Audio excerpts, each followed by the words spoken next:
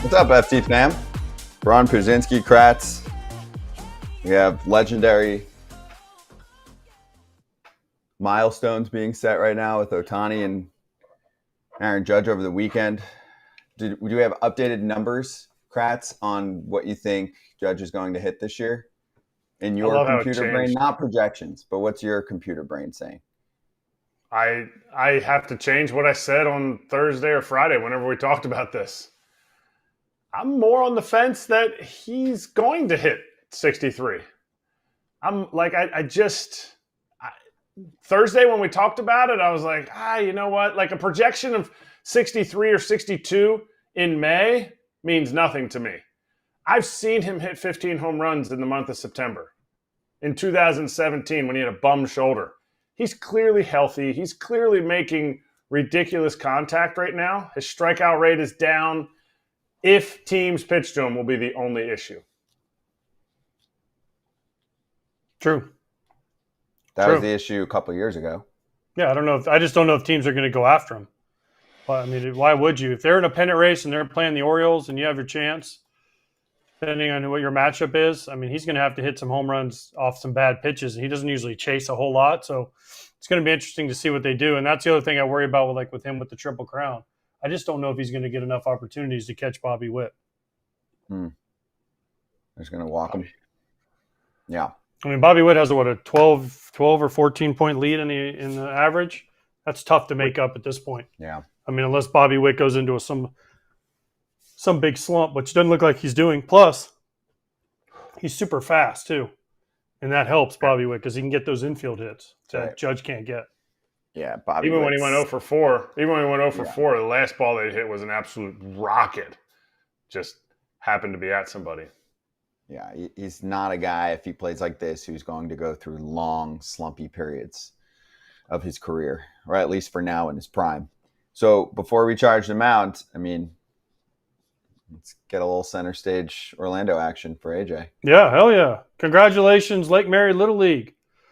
Winning the first team from Florida to ever. I'm sure it made Todd Frazier cry that he had to say Florida is the Little League World Series champions. But you know what? Right now, Florida's running everything. And today's the day Dylan Cruz gets called up. And guess where he's from? Lake Mary. So, I mean, it's all fitting. I loved what the coach said when he gave their speech. It's all written. You guys just have to go out and play. And it was an amazing story. They won, 8 games or something? They had to play way more games than any other team. Why is that? I don't know. Because they lost early and they had to come out of the losers bracket. But, I mean, just an incredible story. And I'm super happy. And I'm super bummed because I got asked to speak at the parade on Saturday. And instead I'm going to be in Cincinnati. So super kind of bummed about that. How does the parade work? They're doing it in Lake Mary. They just asked if I would come speak at it. And since I'm from Orlando and I always represent Orlando and grew up here, so they asked. And sadly, I was very mad that I couldn't do it. Got to work. Yep. Got to work. Prior commitments, but big. They'll find somebody else.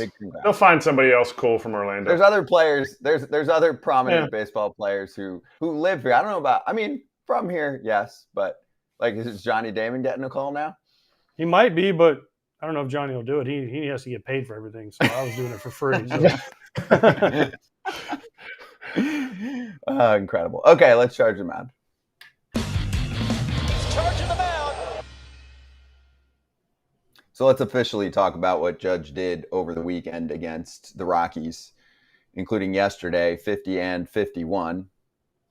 Our pinstripe territory dude, Derek, was like, I feel like Judge gets 50 today, maybe even 51. So now I can't completely speak for Derek here and the wonderful pinstripe territory show, but they don't do this every day. There are some baseball people that exist in the world who put out 3,000 predictions per day. So when they are right once or twice a year, they are psychics. Derek doesn't do that. So that's why he gets the props. You know what I mean? That was awesome. Sometimes he nailed it. Because most people be like, oh, Judge is going deep. Yeah. Like I said on Friday when I made my lock, the Judge is probably going to go deep and they're going to win. One time. Yeah, but he said twice, and he did twice. So good for Derek. Great for Derek. You know what I'm saying, Kratz, where sometimes it's part of a shtick for certain broadcasters. There are multiple people out there that do it, where you just feel like you're watching a game or you're listening to a show, and every other inning, they're like, this could be the moment. I think he might go deep here. And you're like, well, I heard you say that in the 3rd, the 5th, the 7th. I'm like, I think that there are usually, there's usually at least a home run. What's the average home runs per game rate right now? One change? No, most teams average about a little over 1 a game if you're a decent team. So it's usually around 2 a game. Yeah, the real ones, no. If you listen, Derek is a real one. He watches the Yankees as close as anybody I know, so he knows when Judgy's going to get hot. He knows good times to call a dinger. Pretty easy with Judge. Let me see it. Let me see you call Alex Verdugo homer next, okay, Derek? But if you listen intently, you can't just use up all your home run calls. You can't just use up see, I called that. Like, you can't just keep throwing it out there. You only get a few calls, and not a few calls a game. Nailed it. All right, so any other thoughts here with Judge? I know Yankees fans had a good time with Judge and Soto and Stanton going deep. Josh Chisholm had that really nice play at third base too. Did you see that little slide and stop? They're playing well right now. Yeah, and they're starting to put a little distance between themselves and the Orioles. I mean, it's 2 games, game and a half, 2 in the loss. But I mean, the Yankees don't look like they're slowing down, right? The Orioles look kind of battered right now a little bit. Rutschman's kind of struggling a little bit. Gunner's pace has cooled off. Their starting pitching has really gone down. Their bullpen, even the manager has admitted he's searching for outs. He's like, how do we get 27 outs every night? But sign him and trade for him. Yeah, but the Yankees are just keep on going, right? They're just kind of going. They're swinging the bats well. Judge and Soto especially. Stanton's even got it going here. And Verdugo, by the way, did hit a home run. What was it, Saturday? And did you see the relief? It looked like, the relief on his face running around the bases was, you could feel it. Because there was all these memes going around like, all these things have happened since Alex Verdugo's last home run. It was like 50 days or some crazy number. I forget exactly the number, but so he was hearing about it and feeling it. So good for Verdugo. But yeah, the Yankees just seem like they're just kind of chugging along, and the Orioles right now are kind of like, oh no, do we have enough to get to the finish line? Quick Verdugo point, because I did see some of those little jabs at him over the last month and change. He's not a home run hitter. Like, he hit, more than usual in the first, couple months for him this season with the Yanks. But do you know what his career high is? 17. 13. Oh, he's got 11 now. Yeah. So I'm like, he's actually on pace. He got cold for a while. But the expectations change, I guess, when you're with the Yanks. But, he was on the Red Sox. Like, it's not the most difficult. I don't know. You know what I'm saying? Yeah. I get it. You're with the Yanks and you hit a bunch of homers early, or not a bunch, but more than usual, and people think you're going to be a 20 home run guy. Like, that's not what he is. By the way, have you also seen all the stuff about Judge and his home runs, how a bunch of his home runs wouldn't be home runs in any other park? Oh. There's all this stuff flying around the internet too that, like, I don't know, he has 51 and there's a bunch that 30 something of them are only home runs in Yankee Stadium, or I don't know, it's some crazy number. I don't know the exact number because I kind of just move away from it. Yeah, but it's just interesting that people now are looking for all these different things. Do you see his spray chart? It's nice. Well, yeah, they're all over. Run spray chart. Yeah, it's nice. But if you can hit a 310-foot fly ball down the right field line, it's a homer. That's really nice. Sure, that helps. But the second one he hit yesterday was a home run in one park, and it was Yankee Stadium. But you got to know your park. Well, but it's also one home run. Like, they're putting all 51 of his home runs into Yankee Stadium. He plays at other parks. Like, anyway. Yeah. Well, so he's above 50 for homers. He's done that twice in his career. The list is very short, and it's what? He's done it 3 times. Or he's done it 3 times. Yeah. The list is very short, and the list is very unique. So some people are like, this is getting done in an incredible way at a time when pitching's out of control, difficult to hit, and there's better testing in the game. Is that impressive? Yeah. Like, is he more impressive? I don't know, because I never want to listen. I never downplay guys like Barry Bonds, Sammy Sosa, Mark McGwire, those guys, right? Because you don't know who was doing what, right? So listen, we can all speculate that so-and-so was doing whatever, but I will say this. There was pitchers doing it too. I know, but you guys played during that time period, and you guys got. Yeah, I was in the middle of it. I know. Right, I was you there guys got before shorted. and after. I'm saying. So now in a time when you presumably think that it's a cleaner game, he's putting up these kind of numbers that it's good. It's pretty awesome. Yeah, that. But I mean, you could say like, Ken Griffey hit a bunch of homers and he was, clean. Right. Right. As far as we know, I mean, I love Griff and I'm not saying he did anything, but as far as we know, he was clean. He did it. At the same time, guys that were allegedly not clean were doing it. Right. So, I mean, what's more impressive? Well, just the current list, right? And by the way, we're going to get into this later, like Judge's Triple Crown race versus Miggy with JJ Cooper later. Mm-hmm. I just want to say this.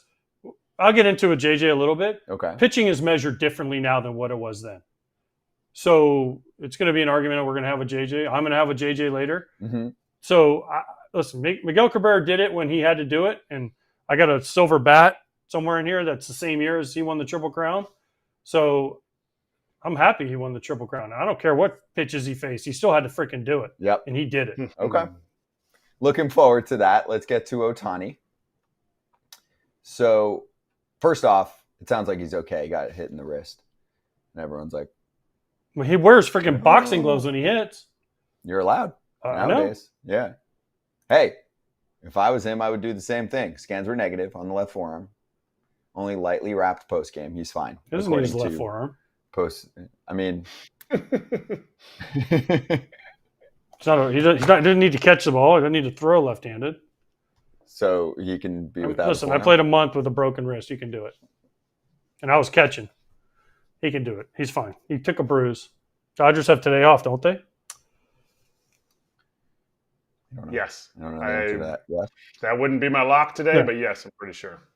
Okay. Dodgers have a day off, and then they get Baltimore tomorrow. So he's the fastest to 40-40. Which is incredible. He's got a legit shot at 50-50. Oh, yeah. He's got a month to go. Yeah, which we've never seen before. Yep. So that would be pretty awesome to see. And my question is the MVP. Yes. It's got to be, right? National League? So here's the question. And with what Aaron Judge is doing, he's now the clear front runner for MVP. Sure, yeah. Even with what Bobby Wood Jr. is doing. With 1 month to go and Ketel Marte on the IL right now for the Diamondbacks, is there Shohei's anybody pretty else? much locked it up unless he goes down. Even then, he still might have it locked up. Not Lindor? I just don't think Lindor's numbers stack up. Lindor did a good job. Yeah. Not what Shohei did. And the whole like, oh, he didn't play defensively. To me, like, what he's doing is setting himself above everybody else. 40 stolen bases. What other DHs were stealing bases? Like, what year should a DH have won it and was stealing as many bases as he's stealing? That adds tons of value. Yeah, I agree. Listen, here's my thing. Lindor's having a great year. Yeah. He really is. He's having a special year. And I am not arguing that he's not having a special year. He's just – remember last year we had the Acuna versus Shohei Player of the Year conversation? Acuna had a historic year, and that's why he should have won. Shohei's having an historic year. That's why he should win. What if two people have historic years? Who's the other one? No, they don't have it this year. But. I mean, Judge in the other league is. And he's going to win it. Yeah. Right? And then Shohei is – I mean, it's 40-40. August 26th is not as impressive as having 100 losses at this point, but it's close. Just saying. I knew it was coming in before the first commercial break. I mean, that is something to celebrate for real. 100 losses on August 25th. Cheers. That's rough. You still got 30-something games to go. Like, normally you're like, oh, we got like at 95 with like 2 weeks to go. Let's not get to 100, boys. Yep, yeah. I mean. Do you think that – well, you know this. Players are looking in the clubhouse like each day at like what the number is? Or do you think they completely wipe it out? Where they're like, no, you know. Trust me. You know. I mean, Kratz, you were on bad teams before. You know exactly what that record is. I was on one bad team to end the season. I was never on any other bad teams to end the season. And that discussion the entire month of September was we are not getting to 100. Yep. That's good. All right, so let's continue this. Let's get ready for this. JJ Cooper versus AJ Pierzynski. Great debate next on FT as they'll go over Aaron Judge's run, and Dylan Cruz debuting for the Nationals tonight. He's known since Friday.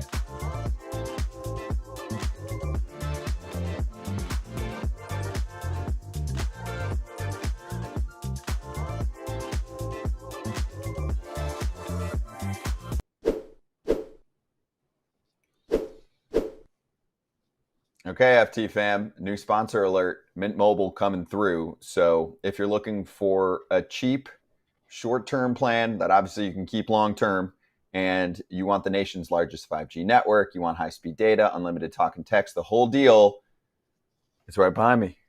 Mint Mobile, welcome to the party. $15 a month with the purchase of a 3-month plan. $15 per month. All plans coming with high-speed data, unlimited talk and text. You also can switch over very easily. So if you are with one plan and you'd like to switch to another, you know what's going to take you the longest, Kratz? Kind of a dad joke. You know what's going to be the toughest part of the process? Switching your number? Nope. You don't even have to do that. Yeah. You can keep your same number. You keep your number, you keep your contacts, that whole deal. Getting out of your other phone. Getting out of your other phone. Ding, ding, ding. That is correct. You are going to probably be on hold for a while. And then you'll be like, Psh, you're breaking up. Psh. And you're going to be like, yeah, that's why I'm breaking up with you. Psh, you're breaking up. We can't switch your plan over. Yeah, it's okay. I'm going to Mint. So anyway, the code or the website that you should hit is mintmobile.com/territory. If you're thinking about making a move or your wireless bill is just out of control, too expensive, mintmobile.com/territory to find out how easy it is to switch to Mint Mobile and get 3 months of premium wireless service for $15 a month. You just go to mintmobile.com/territory, and that is where you can find that deal. Again, mintmobile.com/territory to cut your wireless bill to $15 a month. $45 upfront payment required. New customers on their first 3-month plan only. Speed slower above 40 gigabytes on unlimited plan. Additional taxes, fees, and restrictions apply. See Mint Mobile for details.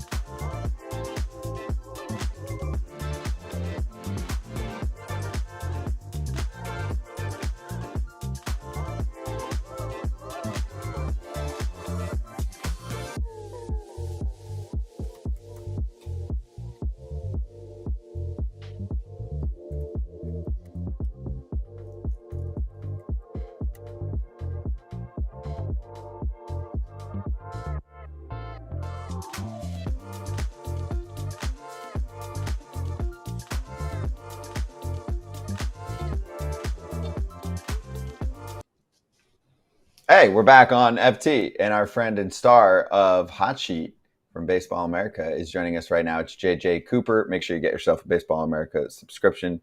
Best analysis on all the top prospects in the sport. We'll get to Dylan Cruz. JJ, great to see you. Do you want to lay out what you wrote about Aaron Judge? Yeah, so I just kind of want to look at like what Aaron Judge is doing and try to put it in context. And we now have 15 years of kind of StatCast data, right? So we can't compare what he's doing to Barry Bonds. We can't compare it to McGuire. But we can compare like the stretch he's having to Miguel Cabrera. And I know it's not perfect because Cabrera was a little bit more hit first, power second, although he had great power. He won a Triple Crown in 2013. Judge is a little bit power first, hit second, but he's a really good hitter. But this main thing I wanted to look at was, okay, let's look at what they're facing, the pitching they're facing, and how different it is. And it really did just kind of jump out that what we're seeing Aaron Judge do right now, he's doing it against where I feel safe in saying is level of velocity kind of across the board that the game has never really seen before. And even if you compare that to Miguel Cabrera, 2009 to 2012, I've tried to pick 4 years because that allows Judge to go back 4 years. You don't deal with the 60-game 2020 season or anything like that.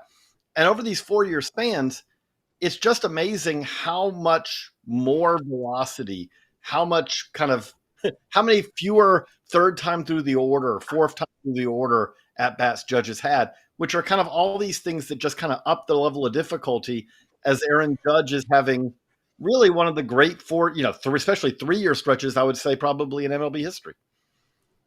Okay. He's having a great run. All right. Let's just say this right now. And I've looked at the numbers that you put out there. Let me just say this. I know it was only 12 years ago, 2012, when Miguel Cabrera won his Triple Crown. It was different times. It's hard to say this, but it was because it was such a short time ago. Okay? JJ, will you or will you not admit that tracking pitches is way better now than it was 5-10 years ago? When you say, no, I mean, I would say with this, like MLB has tracked every pitch since 2008. Now, they've added Hawkeye. There are a lot more things they can track now. There are aspects of it. They can tell you what his IVB is now. They can tell you what, his VAA is, things like that they couldn't back then. But when you're talking about, was it a strike? Was it a ball? Where was it located? How fast was it? Those are things I believe I would say are things that we can say confidently, this is what it was like in 2009. And we're comparing it apples to apples to what it is in 2023. I'm talking pitch shape they now can have. They didn't have that back then. Absolutely. Velocity is better now because it comes right out of the hand. I'm talking like the minute it's let go. Back then, it wasn't that. It was, they could say it was, but it was still slower.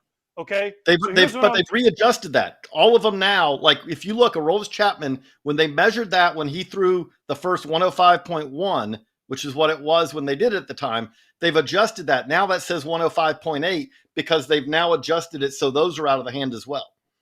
Okay. So you're telling me that when Miguel Cabrera won the Triple Crown in 2012, his average fastball he faced was 90 miles an hour? It was basically, okay, so here's what's changed, right?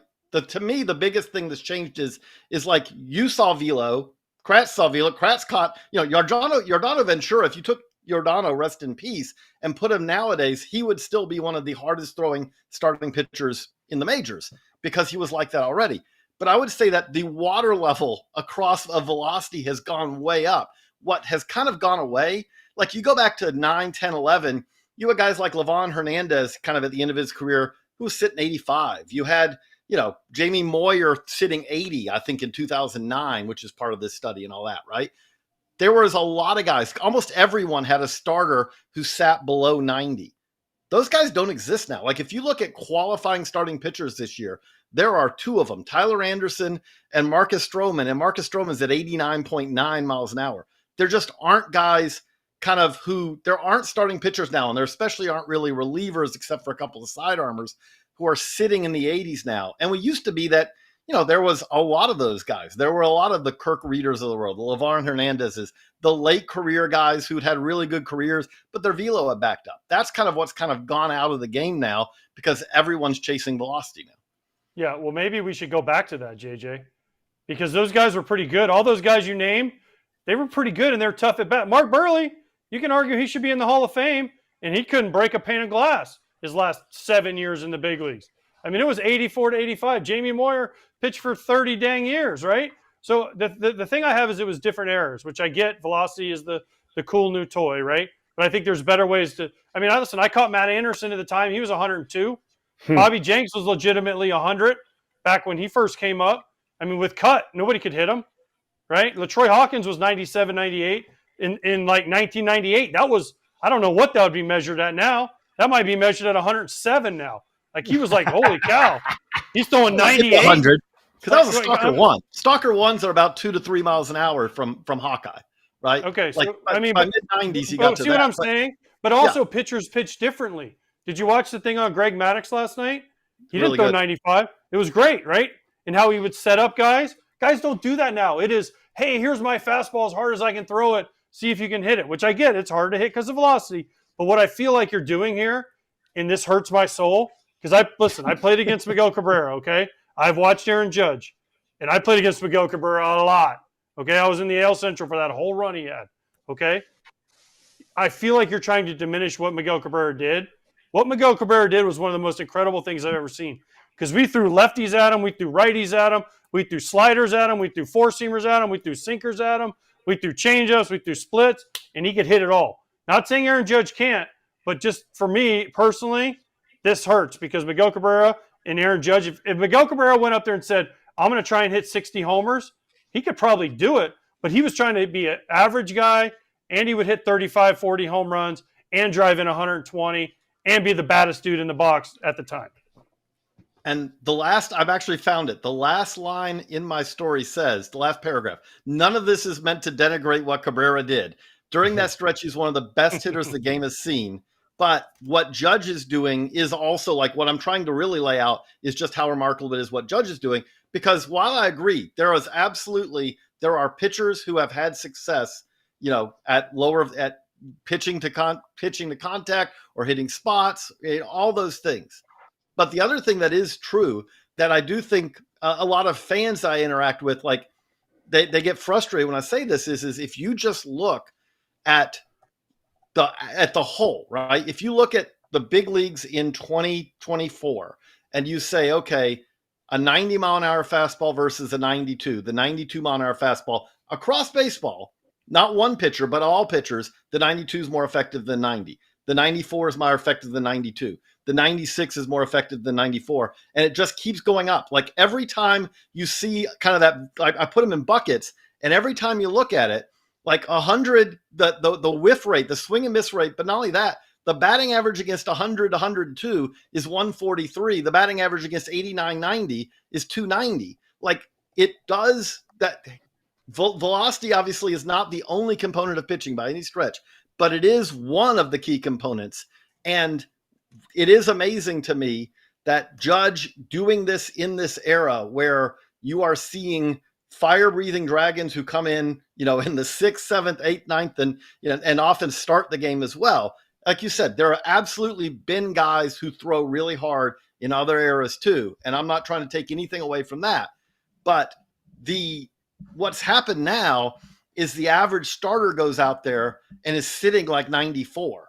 And there's never been a time before that the average MLB starter is sitting 94. The other thing that Judge is having to face is like nowadays, he almost never gets to see a guy a third time, which again, I'm not trying to make it like, hey, if you're seeing, to go back to old, different eras, if you're seeing Roger Clemens for a third time, that's still Roger Clemens.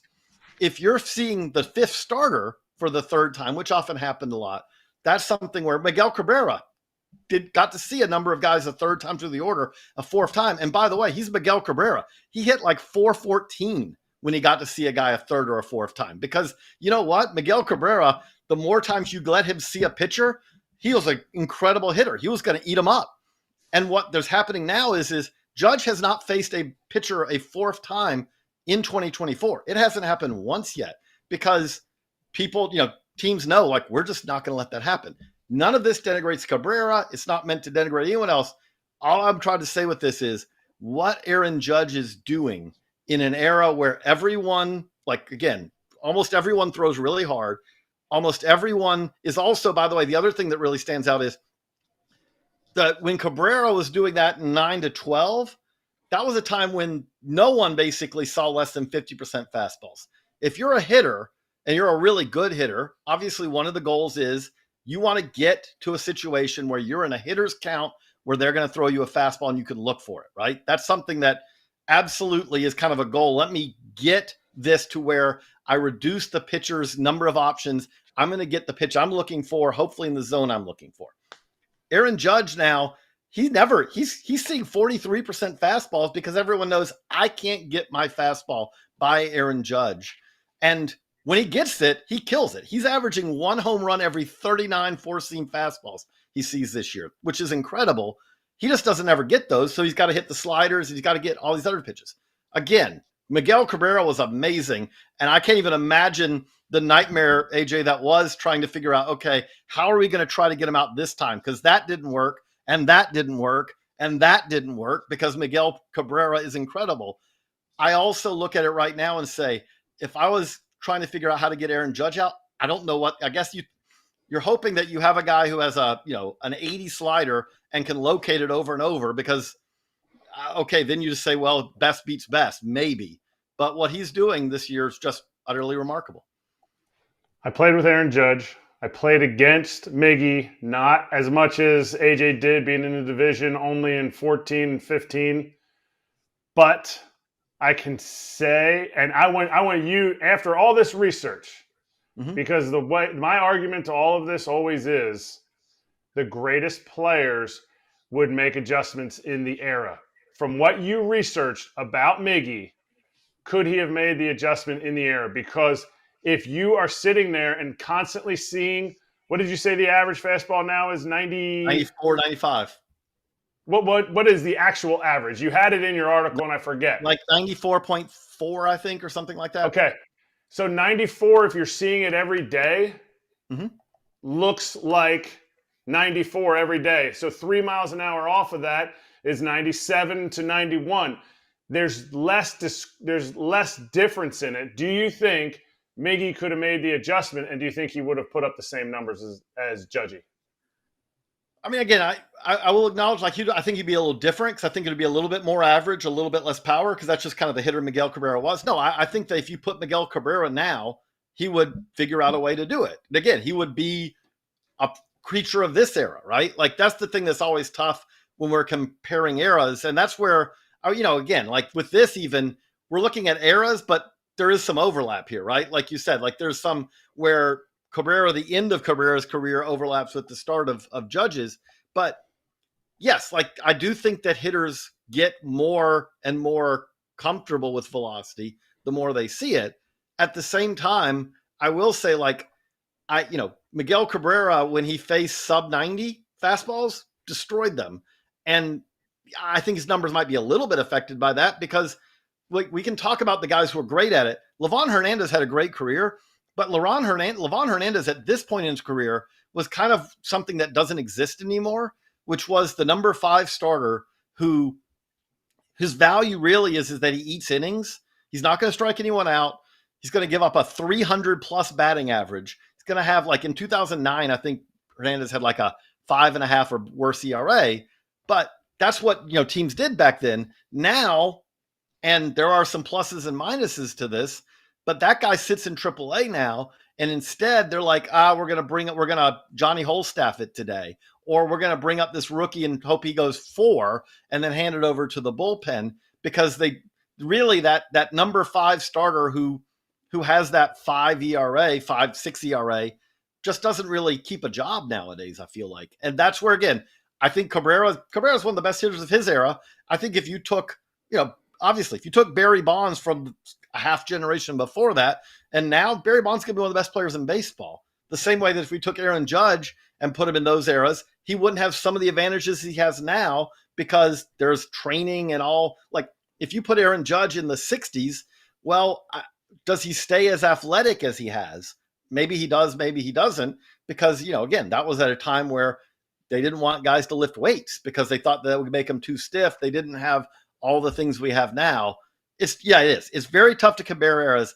What I really mean with this piece more than anything is to lay out just how difficult it is to do what Aaron Judge is doing, facing the caliber of pitching that he's facing nowadays. Barry Bonds, don't even put Barry Bonds and Aaron Judge in the same category, because if Barry Bonds got as many at-bats as Aaron Judge does in Yankee Stadium, Barry Bonds might hit 150 home runs. If he got pitched to as much as Aaron Judge does, I don't care how hard the dude was throwing, Barry Bonds hit 150 home runs. Okay, but do we think about this? Miguel Cabrera, you talk about his power down. He also played in Comerica National Park, right? Aaron Judge, listen, Yankee Stadium is great. It's a freaking bandbox.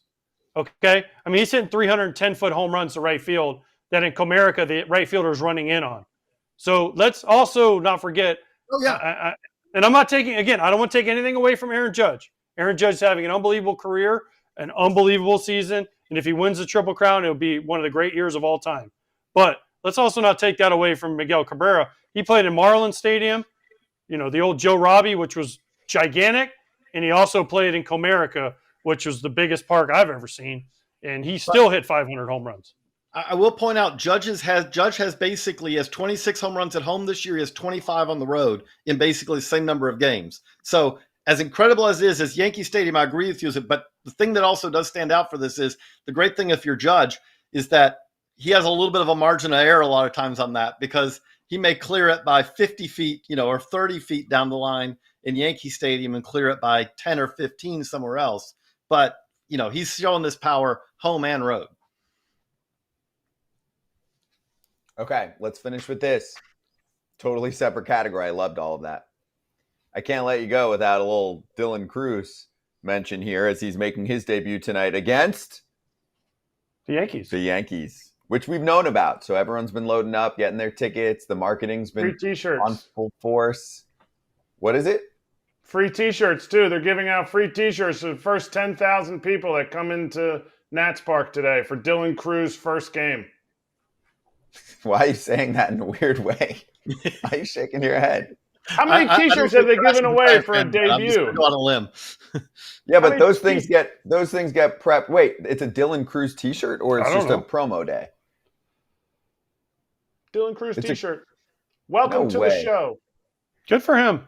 You know why? Because Lake Mary won the World Series yesterday, and so now they have a Lake Mary guy, so they can pump him up. All right, so JJ, what are we getting? Obviously, we did a prospect profile on the Baseball America YouTube channel. We'll talk about him, I'm sure, again on Hot Sheet tomorrow, which everyone can catch on the BA YouTube channel. But your thoughts?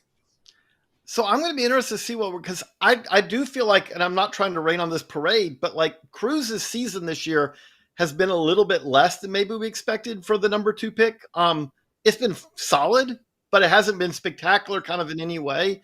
And the main thing that's happened is we're seeing flashes of power, but not like overwhelming power. We're seeing flashes of hitting for average, getting on base, but not overwhelming levels of that either.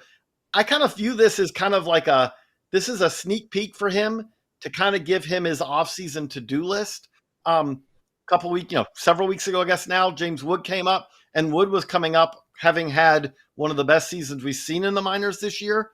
Cruz is coming up, I would say, having had, for considering his age, a very solid season in AA and AAA, but nothing that really blows you away, where I would say that there is kind of a to-do list, we need to see long-term a little bit more from him than we saw this year, which, hey, he's 22. He was playing in in college baseball just a little over a year ago. There's plenty of time for him to develop this way. But at the same time, I don't want to kind of make it sound like he's had a year where you're like, okay, well, they had no choice but to bring him up. It's more of something where this is kind of, let's get his feet wet in the big leagues so that next year, hopefully he's comfortable there. Okay. And Kratz is accurate, JJ. I don't know if I've seen that before. Is that a thing? You're doing thousands of welcome to the show shirts? I mean, that's one of those, like the Nationals have done this now twice, though. The Nationals have twice with Wood and with Cruz. They've kind of let word out well in advance, but we're going to bring them up for a home game to make their debut. And hey, let's sell some tickets. So, hey, it's all of this for the Nationals is they're trying, they're rightfully trying to show that the rebuild is kind of gaining traction, that they're not that far away. Obviously, we've seen that with Wood. CJ Abrams, defensive kind of issues aside, it looks like a building block. Hopefully Mackenzie Gore get Josiah Gray back, from injury. Cruz fits in that too. But at the same time, this division's one where I'm not going to be probably picking the Nationals to win it next year either. It's coming down the road. But yeah, Kratz is saying like they're going to sell some tickets this way. Yeah, wow. I mean, the T-shirt part just surprises me. I don't remember seeing that for a player. They want people to come through the gates. Yeah. That's why they're doing it. Yeah, that's why you always see the guy play. If you notice, teams always call up their big prospects for their debut at home. Sure. They almost always do that now. It used to not be a thing. It used to be like, oh, we'll do it anywhere. But now they can get 5,000 extra tickets. They're like, oh, we got to give away a $2 T-shirt. Yeah, that's we'll easy. Do it. Well, and the sponsor pays for that anyway. So yeah, it's exactly. a free T-shirt. Yeah. Hey, and with the price that Babe Ruth's jersey just went for, maybe someone gets some, get some history out of it if they keep it for 3,000 years. Yes, Kratz, last word. No, I was just going to say it's because pitchers throw harder now, too, so they have to do more of this stuff. True. Miguel Cabrera couldn't hit now. This was good. I like this. I enjoyed that. I just sat back and enjoyed the AJ versus JJ conversation. That was really good. This is the second time in less than a week that JJ's been wrong. That was fun. This is the second time in less than a week now JJ's been wrong. Now he's so just thanks, getting JJ. his parting shots in there, JJ. But take the high road. Say, see you on Hot Sheet. See you on Hot Sheet tomorrow. And again, it always is good to be with you guys. So thanks. Yeah, thanks, Same JJ. here. We love it. Good. You're the best. Thank you, JJ. JJ Cooper from Baseball America. The show is Hot Sheet. It's JJ and the rest of his colleagues over at Baseball America. Get yourself a subscription to BA, but then also go subscribe to that YouTube channel and check out the show live every Tuesday, 3 o'clock Eastern time. Best spot for prospects. Be right back on FT.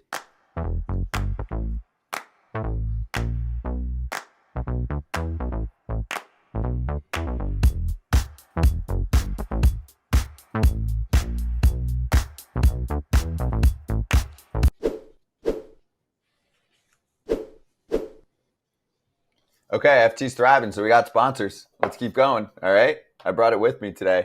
We got Thesis, and do you know who our special Thesis rep is going to be for today? I don't. I just got to Florida, so I'm just getting started, and I did the quiz online, and they gave me clarity, logic, creativity, and motivation. But that guy over there has already started on Thesis, so give us the lowdown. I tried motivation last week. I just finished creativity this on Saturday. I finished it. I'm telling you, right now I'm seeing myself as a motivation guy. The pills in the motivation box. There's something there that I can't wait till I'm finished all 4 boxes. I'm not sure what my other 2 are. I think focus and something else. Oh wait, it's probably is focus. So I have to memory and clarity need that. But sounds like you need that right now. I need it right now. It is. You can tell a difference when you take it. I felt the motivation one. I felt way more locked in, more aware of what I was going to do. Creativity. I want to be able to paint something. No, I don't. I didn't feel the same. So I think I'm leaning more towards the motivational mix.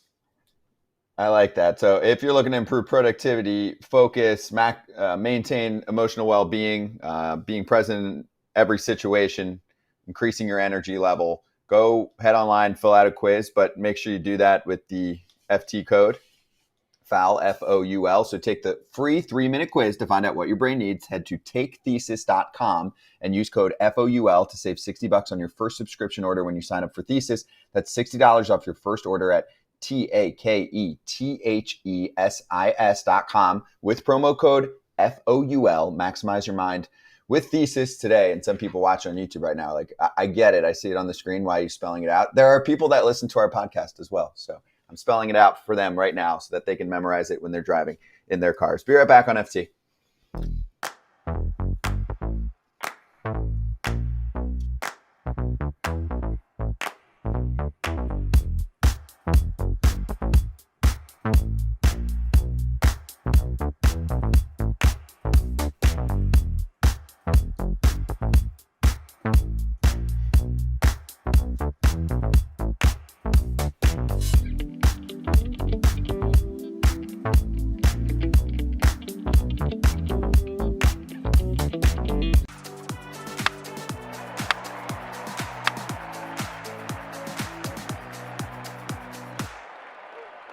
It's better than box scores. We talk about games. We talk about what's going on the field. There's plenty always going on off the field, including with the Diamondbacks and some quotes from Jordan Montgomery, which we'll get to later. But let's talk about the ball club itself. They've won 6 games in a row. Gino Suarez looks like Gino Suarez again. He's putting up some clutch hits for him or for them. They sweep the Boston Red Sox, kind of knocking them out of playoff mode, or at least for the most part, putting them in a tough spot with a month to go. Zach Gallen had a nice performance on Saturday. I know the walks are still a little higher than usual, but 9 punch-outs, 6 innings, gave up just 2 hits. Thoughts on this team not really losing much in the last month and a half? I mean, do you still think the Diamondbacks can catch the Dodgers? I think the Dodgers are getting too healthy at this point. Okay. I think the Diamondbacks and the Padres, they had their chance, and they got within, 2 games? And then the Dodgers started getting Muncy back. They started getting Mookie back. They got Freddie back. Their pitching started getting better, right? It's only 3 games. They don't have Ketel back yet. I just don't think they can catch him. I just think they're running out of time now. I think they've dug too much of a hole. It's hard to just keep climbing, pushing every day. It's amazing, though, where they were at a few months back and where they are now. Okay, so then let me double down. Let me just say this, though. The easiest over last year was the Diamondbacks over their number. Again, this year. Easy. Again, we said at the beginning of the year, you want to make one bet on BetMGM? Because I think their number this year was like 79 or 80.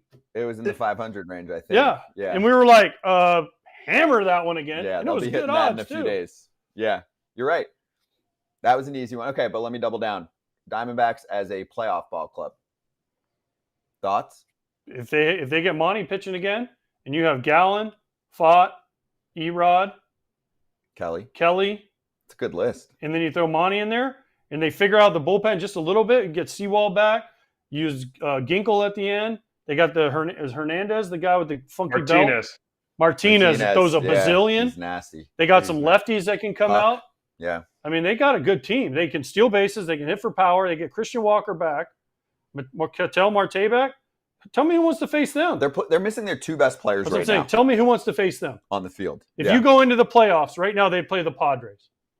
You think the Padres want to face them right now? No chance. Those are two of the teams. Maybe that might be two of the top 3 or 4 teams you don't want to face right now. Yeah. Right. Yeah. So they can win a World Series. I don't know if they can win a World Series. They made it last year. They made it last year. I mean, they can definitely get there, and they definitely have an opportunity because they can do damage, and they know they can do it. That's the other thing people have to understand. Like, once you've done it and they've got there, now usually when you lose, you struggle to get back the next year. But they know they can do it now, and they're young. Didn't the Royals do that? Didn't they lose 14 and they won in 15? Yeah, all the way. Wasn't there a guy who knows a little bit about that? But yeah, for Arizona, Kratz, the variance is wild. They can get bounced in the first round by the Padres if this plays out for the playoffs, or they can win a World Series. I truly think either way would not surprise me at all. If we get to November 1st and you told me that, I'd be like, yep, cool. Who do you think is the bigger wild card for that team? Zach Gallen returning to Zach Gallen form, or Eduardo Rodriguez being Eduardo Rodriguez? Gallen. I think they can win without Erod. I think Gallen has to – and he pitched really well yesterday, but he's really got to figure it out. Or was it 2 days ago? Sorry. Yeah, Saturday. Sorry. You're right. Yeah. Pitch mix was pretty good the other day. He just seems to struggle early, and then he still gives them like 7 innings. Like, he'll give up like 2 runs in the first, and you're like, oh, boy, this is going to be a struggle. And you look up, and he's like 7 innings, 3 runs, 6 hits, and you're like, oh, he really figured it out. Yeah. And he can pitch like a 1-ish, 1-2, I think with him, whatever. Sometimes it's mental, and they've talked about that. Mm-hmm. I think sometimes with him, he like doesn't trust his stuff. Even if you talk to Torey Lovello about it, you'll hear him say like, if Zach Gallen would just believe a little bit more in what he's doing, he could be. I mean, not that he's not great now, but he could take it even to a next level. Yeah, he's been a Cy Young contender in the past too. I know not this year, but he can certainly be that difference maker in the playoffs. And real quick, and then we got to go to Rowdy. Yep.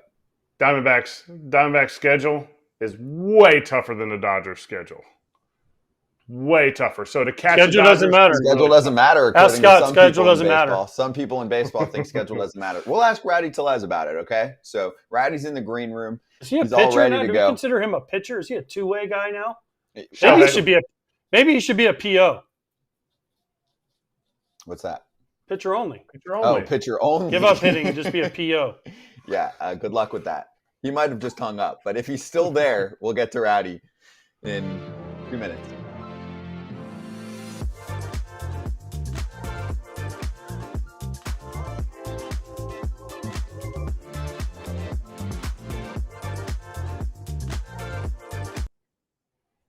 All right, we're still here. A little bonus content for the YouTube fam, and thanks for hanging with us on the sponsors as well. We got a bunch of new ones flowing through.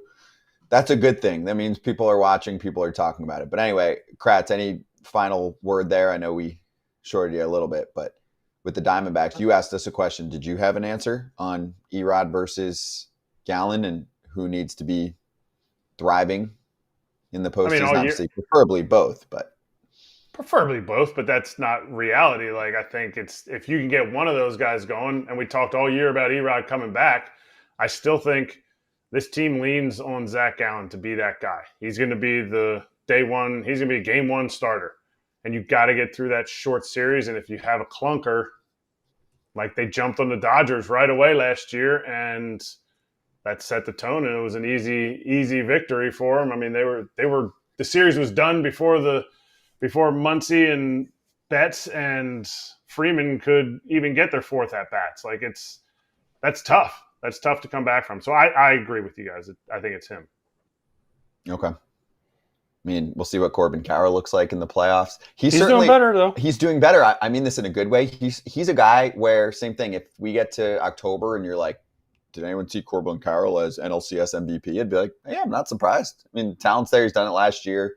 Haven't been able to figure out if there's an injury involved or anything. But, yeah, he's definitely looked different since around before the All-Star break. No, it was after the All-Star break. I don't know what he did if he went somewhere and figured something out, but looks a little after different. the All-Star break, it's really kind of. Yeah. I'm talking like days before the All-Star break. He had like a big weekend, and then I was like, oh, maybe this changed. I mean, you're always watching him like, is this it?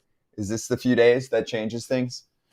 I read an article about how he started hitting the elevated fastball better, and he started putting more balls in the air. Like he was at like a 16% fly ball rate, and he's gone up since that day, whatever that day was, he's up to like 31% fly ball rate.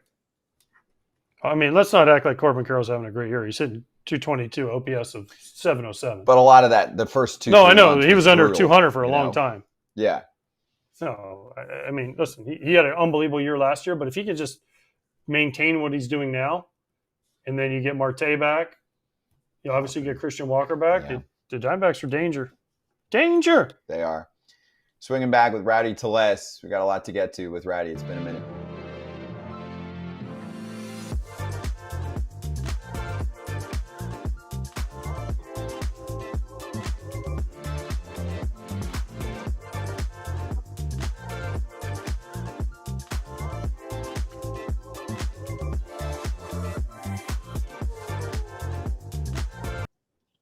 Here he is, Pirate Slugger, Rowdy Tellez. Love the sweatshirt too, by the way. Joining us right now on FT. How you been, man? JJ, you suck. Don't ever say that again. And I have more than 100 homers, so I have a black book. Finally! We're on live. You're lucky we're on live TV now. And I heard that's the reason we have to go to live TV, because you started crying on the way home every day after you got off with me. So you're lucky you're on live TV, or I would have came in way hotter. Kratzy, always good to see you. By the way, have you ever realized that you have 2 appearances now and a 0 ERA? You're not a very good hitter, so maybe you should be a PO. Dude, I've hit more homers in a season than you have, so I don't know where that's not a good hitter. I wasn't a home run hitter. Yeah, apparently neither am I, but I still did it. All right, so wait, I want to settle a couple baseball-y debates. Number one. Yeah, your schedule comment. I was online for that. There's a couple of guys over here that played. I think schedules are tough. Right. Thank you. I'd like. Can you tell me how it works where you're a big league player? Let's say, I know Pittsburgh's fallen out a little bit this year, but if you're on the Brewers, you're looking at your schedule for the last month of the season. Does it not matter when you're looking at like who's pitching, which teams you're facing, the whole deal? Because there's been a few national broadcasters that have been like, schedule does not matter at all. The weaker teams can get hot. Like, sure. But would you rather face the White Sox or the Dodgers for a 3-game series that decides your playoff fate? Yeah, I mean, it can sound like an excuse. It could be a fact. It doesn't matter. But like, when you run up against hot teams that are good already, like, it's tougher. Those are definitely like draining games. Those are games that you feel exhausted mentally and physically after. So, but I think when you run into those tough schedules, you lose one. And not even like bad losses. You lose one and it's like a walk-off. Then you lose another one in the 8th. They're like, then it starts to compound, and that's why those teams are good. But I mean, there's always teams like the Diamondbacks and Rangers, who were both wild card teams last year that made it to the World Series. Hot teams can get hot, but definitely when you're looking at it, schedules look a lot better when you're facing the White Sox than when you're facing the Dodgers. So I have another debate that I'm going to get AJ involved with, because it's going to be better theater if it's AJ versus Rowdy. So you definitely missed the beginning of the show. We talked to Baseball America's JJ Cooper about what Aaron Judge is doing versus what Miguel Cabrera did about a decade ago. Would you like to continue on from there? Well, no, basically JJ Cooper said it's so much harder for Aaron Judge now than what Miguel Cabrera faced in 2012, because he said the velocity is up 3 miles an hour, even though the velocities now are registered 3 miles an hour harder than they were. So basically the velo is about the same, even though JJ Cooper never admitted. So your thoughts, is it harder what Aaron Judge is doing, or back when Miguel Cabrera won the Triple Crown? Only thing I'll go against you in is I do think they throw a little harder now. But how many guys? I'll admit that. How many guys have won the Triple Crown? Before that's when Cabrera did it, it had been since Yastrzemski in like 60, 68, 67. So basically, 67. no one ever wins it. Yeah, so like nobody. Yeah, so that's my point. Is like, how are you going to get the best hitter, bat to ball? How are you going to get the best power guy? And how are you going to get the guy that when they are on base, he drives them in? Like, that's 3 straight things that he did that are basically the 3 elite things in baseball for a hitter. So I can't really take away what Judge is doing. He's on pace to break some serious records and hit some homers, but and I think Miggy did that in 2012. I think there wasn't as much coverage too, like social media wise, so they can embrace that. Judge is a Yankee. I think when you're looking at the outside, if I'm a fan looking at the outside, Judge is a Yankee. Detroit, market wise, this JJ Cooper dude didn't play baseball, so I don't know I don't know. That's my other take is guys that didn't play baseball give these outrageous takes, and it's like, yeah, you got cut from your high school team. I don't know what to tell you. Okay. Hey, all right, listen. First of all, let me just say this. JJ I am is not, one of the nicest men in JJ baseball. is nice. JJ Yeah, Cooper. he probably wrote a nice. But we're gonna call him review Copper of from you now in on. Prospect. But let me say this. He absolutely did not, because nobody liked me as a prospect. I was an overweight fat kid that should have been a beer league softball player that somehow managed to make it. We're proud of you for that. But let me say this too, by the way. People, I don't hate Aaron Judge. I think Aaron Judge is unbelievable. So all the people saying that I hate Aaron Judge in the chat, stop, because it's not true at all. I actually love Aaron Judge and think what he's doing is absolutely amazing, and it's great for the game. I'm just saying, like, it's great for the game. It's unbelievable for the game, because you know why? Because everybody tunes in every night. Every time Aaron Judge steps up to the plate, you have to tune in. It's like when Barry was playing back in the day.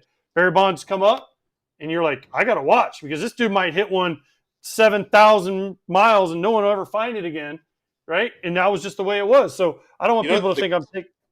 The craziest thing about Judges is you could tune in, and he could hit one, he could fish fillet one into right, and it's still going 14 rows deep. Like, he has that kind of power. Like, I think that's a generational thing. Like, you're not going to run into many guys that have power like that. I mean, he was the fastest guy to 300 homers. I mean, what he does for the game is huge, and what he means to the game, the leader he is. I mean, you see those clips and how he handles himself. He's one of those guys that I think is just a massive, massive win for baseball. And, again, like you said, AJ, not taking anything away from Judge. Like, if I were to sit here and truly break it down, I think a triple crown is hard. It's really, really hard to do. No doubt. It's one of the hardest things to do of all time. Yeah, exactly. I got one for you on one of your teammates. I'm going to ask it in 2 ways because our fans in the chat have been asking about it. So I don't know. Skeens don't ask about him. Skeens is what? He didn't know when he's done. And he goes, I don't know when Skeens is done. No, I'm not asking. There's a news stat every day that only Skeen and Trippy Joe Walker in 1847 have done. So I don't. Trippy Joe Walker. Trippy Joe, he was my favorite pitcher to face. Epic. He only threw 91.2, so he was throwing not hard enough. Yeah, they're dumpy cutters. They were only registering as changeups too. So wait, so Skeens NL Rookie of the Year debate. He should be. By the way. Okay, so tell me why he should be, and then also second question is, if you take him out, who should be the Rookie of the Year? He should be. Not many rookies go out and start an all-star game with less starts than anybody else. Every time he steps on the mound, we win. It doesn't matter. Like, and I know there's losses, and I'm saying, like, we're always going to be in the game. We're always going to be in the game. And here come the comments of, what about the Dodgers? Cool, man. You have one bad start. Kid's 21. Like, I mean, what do you want me to do? He's going to be a workhorse for 20 years. But I think what he's done every time he steps up there, that was my fault. Every time he steps up on the bump, I think it's just like one of those where you're in awe. I mean, it's crazy what he's done. And I think what a lot of people don't see is, like, yeah, he goes out and they're like, man, he's a good pitcher, but, like, he's a good teammate. He works hard, really hard. He understands how to be a pro, how to learn, the right from wrong, how to go about every part of his business up to his start. It's truly, really, really impressive. And I think he's kept us in a lot of games, even when we do lose or if he doesn't get the win. He keeps us in every single game. So, and he's got a 2. I mean, he's like one of the better players that we have, if not the best, when it comes to keeping us in games. And then if you take him out of the picture, I don't know. Jackson Merrill has been really good. I think a kid that gets looked over, just because I actually saw this the other day, was the Tyler Fitzgerald from the Giants. And dude, after that, I really don't know, just because I read an article. Yeah, Churio. I'll just throw that name in so that your old Brewer fans can say, "Hey, Churio's nasty Jackson too." Churio. Oh yeah, he's having an unbelievable second half too. I've seen that. Mm-hmm. Brad, you think a pitcher should ever win an MVP? I don't get how you can have a guy that has 33 outings win an MVP. So how does Jackson Merrill not win the National League Rookie of the Year?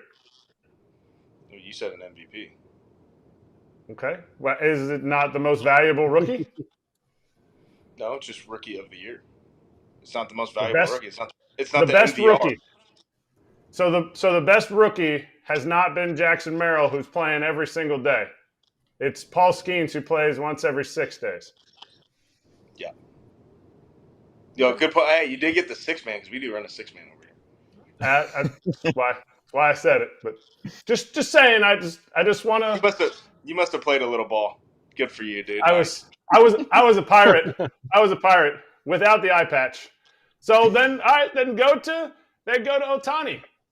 You've DH'd a couple times in your life. Is Ohtani the MVP this year? I'm trying to think who else is in the NL. Dude, I'm not going to lie, I don't really pay attention to a ton of baseball. Marte. Yeah, that's okay. Ketel Marte would be the one. Ketel Marte, Francisco Lindor, because Marte is out and now. Ellie. Marte had a good case for a little. Ellie, no chance. No chance. Okay, we just played Ellie, and he's impressive. Really good player. He's not a top 3. Ketel, I would say, is probably number 2, 1 and 2. I mean, yes, he does play the field every day, and he's been good on defense, and he's done a lot. Francisco Lindor has obviously been probably, I'd say, the most consistent shortstop in the NL since he's been over here, with what he does just kind of day in and day out, and he's obviously does it in a big market, so you get that shine on you. But I think Ketel would be the next one if he wouldn't have got hurt. I mean, guy's got a 930 or 940 or whatever he had against us. I mean, every time he makes contact, it's loud, good in the field. He runs bases. But I think just Shohei 40-40, that's hard to do. I mean, he could go 50-50. But yeah, he could. But I think you make a good point with the DH stuff. Like it's hard to do that as a DH because you're only doing of the 3 for an offensive player is offense, defense, base running. You're only doing 2 of them, and defense is huge. But yeah, I still think Shohei should win. Okay, we agree. We agree on something, Rowdy. We agree on that, so that's good. That's good. Now, I have to ask you this. I was in Milwaukee a couple weeks ago, about 10 days ago. Did you see how I dominated the sausage race? And if you were able to fit in one of the sausage costumes, how far would I beat you by? First off, you and I are almost the same size. So, the fact that you fit into one and you probably had some wiggle room because I put one of those things on, so I do fit in them. Which one did you race in? Which one do you think I raced in? Probably the Polish mini one. Of course, the Polish one. No, that's Ken Rosenthal that's in the mini ones. Yeah. That was good. Oh man. But hey, is his show related to this one? His is fair trade. Yes, it is. Man, you are smart. You're on a roll. You're on a heater today, baby. Yeah, you're on a heater today. I did a crossword puzzle today, so I'm feeling it. Watch this, Rowdy. Watch this. Which one do you think I am? That one in the back. No, the one that cut in front of everybody. Yep. Almost took out Reese. Yep. Look, beat the chorizo. Well, the chorizo one's the heaviest one. and the True. most top heavy. True. So that's why I knew you didn't pick that one. I thought you were talking about an eating contest when you first said it, and I was like, well, let me hold on, Joey Chestnut. Like, we got some stuff here, but I think I would still beat you. You know why? Because as soon as we'd start, I'd turn and just push you right over, and I'd just see? But But I'd sweep the leg, Rowdy. You can't see. You can't look below. Yeah, you can. I could see great. There's a little thing about this big. Dude, we used to waterboard them. We used to run by and we throw water at them. Oh my gosh. And then I think someone got hurt, so we legit had a meeting. They were like, hey, enough of that. And we're like, it's not our fault that the ground screw guy got hurt. Hey, when we used to go in the visiting clubhouse, they used to tell us, like, don't mess with the sausages when they go by. Because remember Randall Simon freaking dunked the one on top of the head? They talk about that here. Every time we go there, that story always comes up. Didn't he they press charges? Mm-hmm. Yeah, he got in trouble. He got suspended, I think. Because remember, he went dunk. He just hit the two as he went by with the bat. Randall Simon wasn't a little man. For a lot of these people that don't know who it is, the big first baseman, but he was huge. So that little doink probably wasn't a little doink. True. Right. All right. I got to ask you about one more thing, and I need you to pass a message along for me, please. And I mean this from the bottom of my heart. Brady Feigl is now on your team. Yes. He was, at least on Sunday. Please tell him from me, congratulations. Because I will. I've heard his story, and it's pretty cool. I think I believe he's 33 years old, and this is the first time he'd been in the big leagues. Everybody that had played with him in AAA said he's one of the nicest humans. So it's really cool, and I think that also gets taken for granted, even amongst players and fans. Everybody, that how hard it is to get to the big leagues, and it's a testament to just never giving up. I think we were. I actually went and looked at it, and his first year in pro ball was 14, so that would have been obviously 10 years ago. So I think to go through COVID, go through all, the whole. Everybody remembers how bad the minor leagues was back then, and now it's better, and they still complain. But it's a testament to how hard you work and never giving up on your dream. And I actually said this to our PT. I said, I hope he gets in and just goes a 3-pitch punch out, and just I would love to see the emotions. I would love to see it from him, just because that's less than 25,000 to ever do it. And now he gets to say he's one of those. So I think it's pretty cool that gets to happen. And I see that as a player who's been fortunate and lucky to play for a little bit. I think every time I see something like that, it's really cool. All right. So what a lot of people don't know is in 2015, he was with the Braves. I was with the Braves in 2015 in spring training. He was going to be our lefty out of the pen. Like, he was going to be our guy. And like the day before spring training ended, we made a trade from a guy for the Marlins named McKinrahan, some lefty. And they didn't put Brady Feigl on the team. We're a week into the season. McKinrahan, McSteroid head, gets busted for steroids, right? Brady Feigl blows out in AAA. He would have been the guy they called up. If he just would have been on the roster on opening day, he would have got that whole year service time. So there was people that were pissed at the Braves. Like me, Johnny Gomes, we were like, dude, you cost this kid a year service time, which you might never see again, a year's pay, and all this. And the poor guy, now that's why I was so happy to see that he is now in Pittsburgh, because there's such a backstory here that people don't know about how he kind of got screwed by the Braves for a guy that was on who said, I had dead arm, so I rubbed some cream on my arm and I got popped for steroids. You've heard me tell the story where Johnny Gomes goes, okay, next, when he calls us all in front of everybody, McKickerhand, whatever his name was, he calls everybody in front of it, the whole team after we won, and he was getting the 80-game whack, and he's like, guys, I rubbed some cream on my arm, and now I'm gone for 8 days. Johnny Gomes goes, okay, next, and everyone turned and walked away. Ooh, that's a weak excuse. Yeah. Oh, it was bad. It was bad, bro. You were there for that, but I had heard that he had got screwed out of a big league opportunity because of a trade. I didn't know what it was. But it was an awful story. That's awful. Yeah. Wild. Awful. I didn't know that. Mick injection in his hand needs to relax. I hope he gets it. Yeah, I hope he gets in. I hope he does great. That's awesome. So if you see him, please tell him I said congratulations, and I'm I will. just unbelievably happy for him. It'll be the first thing I do. I will go and find him. Whenever you Okay. ask me to do something politely and you're not being an AJ about it, usually. That is, we keep it somewhat clean nowadays. That is a good line. Don't be an AJ about it. I got to use that. All right. Rowdy, this was great. Awesome catching up as usual. Appreciate you. And yeah, let's get him on. Let's get Brady on, by the way. Yeah, we'll work on that. Thank you, Rowdy. I'll talk to Mark then, and I'll tell him to go get on there just because AJ knows him too, and I think that'd be something cool for him, especially after he goes in and he gets in this game. So that'd be Dude, really he used to throw like hard. I don't know if he still does, but he was like 95, 96, like short. Didn't the Pirates have the guy last year who we brought on? Who was the incredible story? Yeah. Who was it last year? Yes. Drew Maggi, yeah. I played with him in the Dominican, but Feigl was always the one that was backing up games in spring training, and I would see him in there.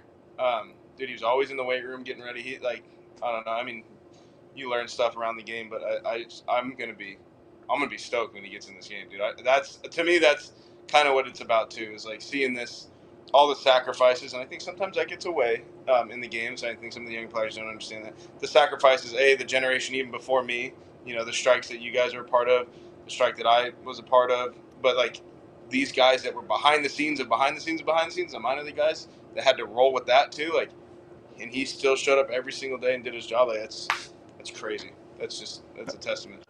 All right, Rowdy, quick, we got to let you go because we got to get a commercial. When you tagged Ellie in his nether regions, do you think Scott was jealous or no? Oh, stop. That is way too far. This is national television. Yeah. Thank you. Just sorry, Rowdy. I like knowing how it used to be when we were off air, dude. That plays way into it's a little Scotty in there. But okay, you know what? You guys have fun. Exactly. Thank you. At some point, we'll do an after-hour show, and then Rowdy just come on here and just smash AJ. Come on, we do the watch. After it went live, after it's gone live, man, I had to clean it up. I have to write my own lines and stuff. I have to prepare.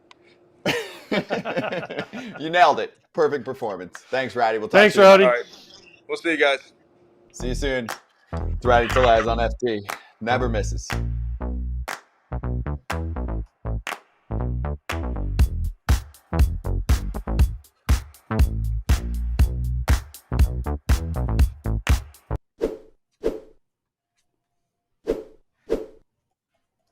All right, we got another one. Ready for this? New to the table because we've been trying to tell you what to eat, and we're going to do it again. We got Factor meals coming through and a variety of chef-crafted meals, options like Calorie Smart, Protein Plus, Keto, etc. Right, Kratzy? So now we take this to the next level of food prep, meal prep for the week. If you're like in super lazy mode, you don't want to make anything, you don't even want to think about it. They just send you meals based on what your diet or your meal plan is that you like to eat, and then you pop it in the microwave 2 minutes or less, and you have food for the week. How did I do?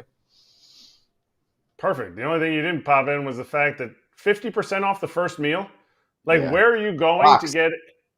I mean, I'm sorry. Multiple your first meals. box. Your first box. Where are you going to get 50% off? Like, to me, it's ridiculous that you wouldn't even just try this because you're getting 50% off your first box. I said meal.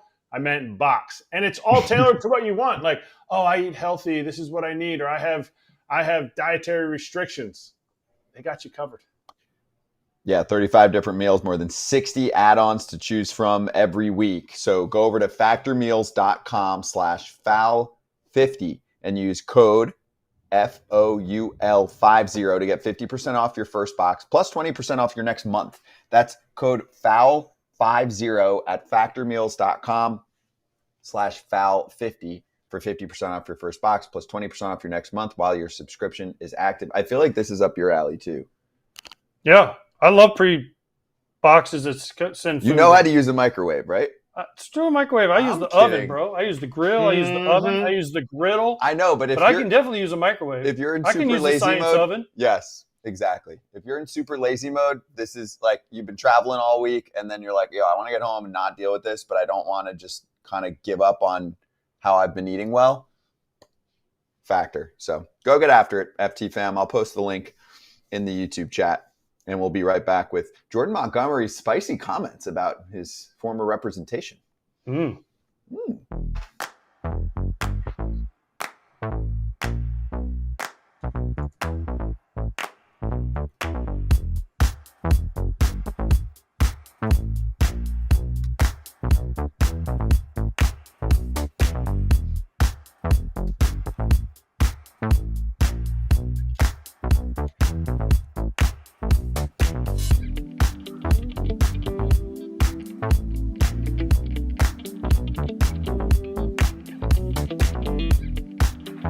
Yeah, that's what he said. That's what he said.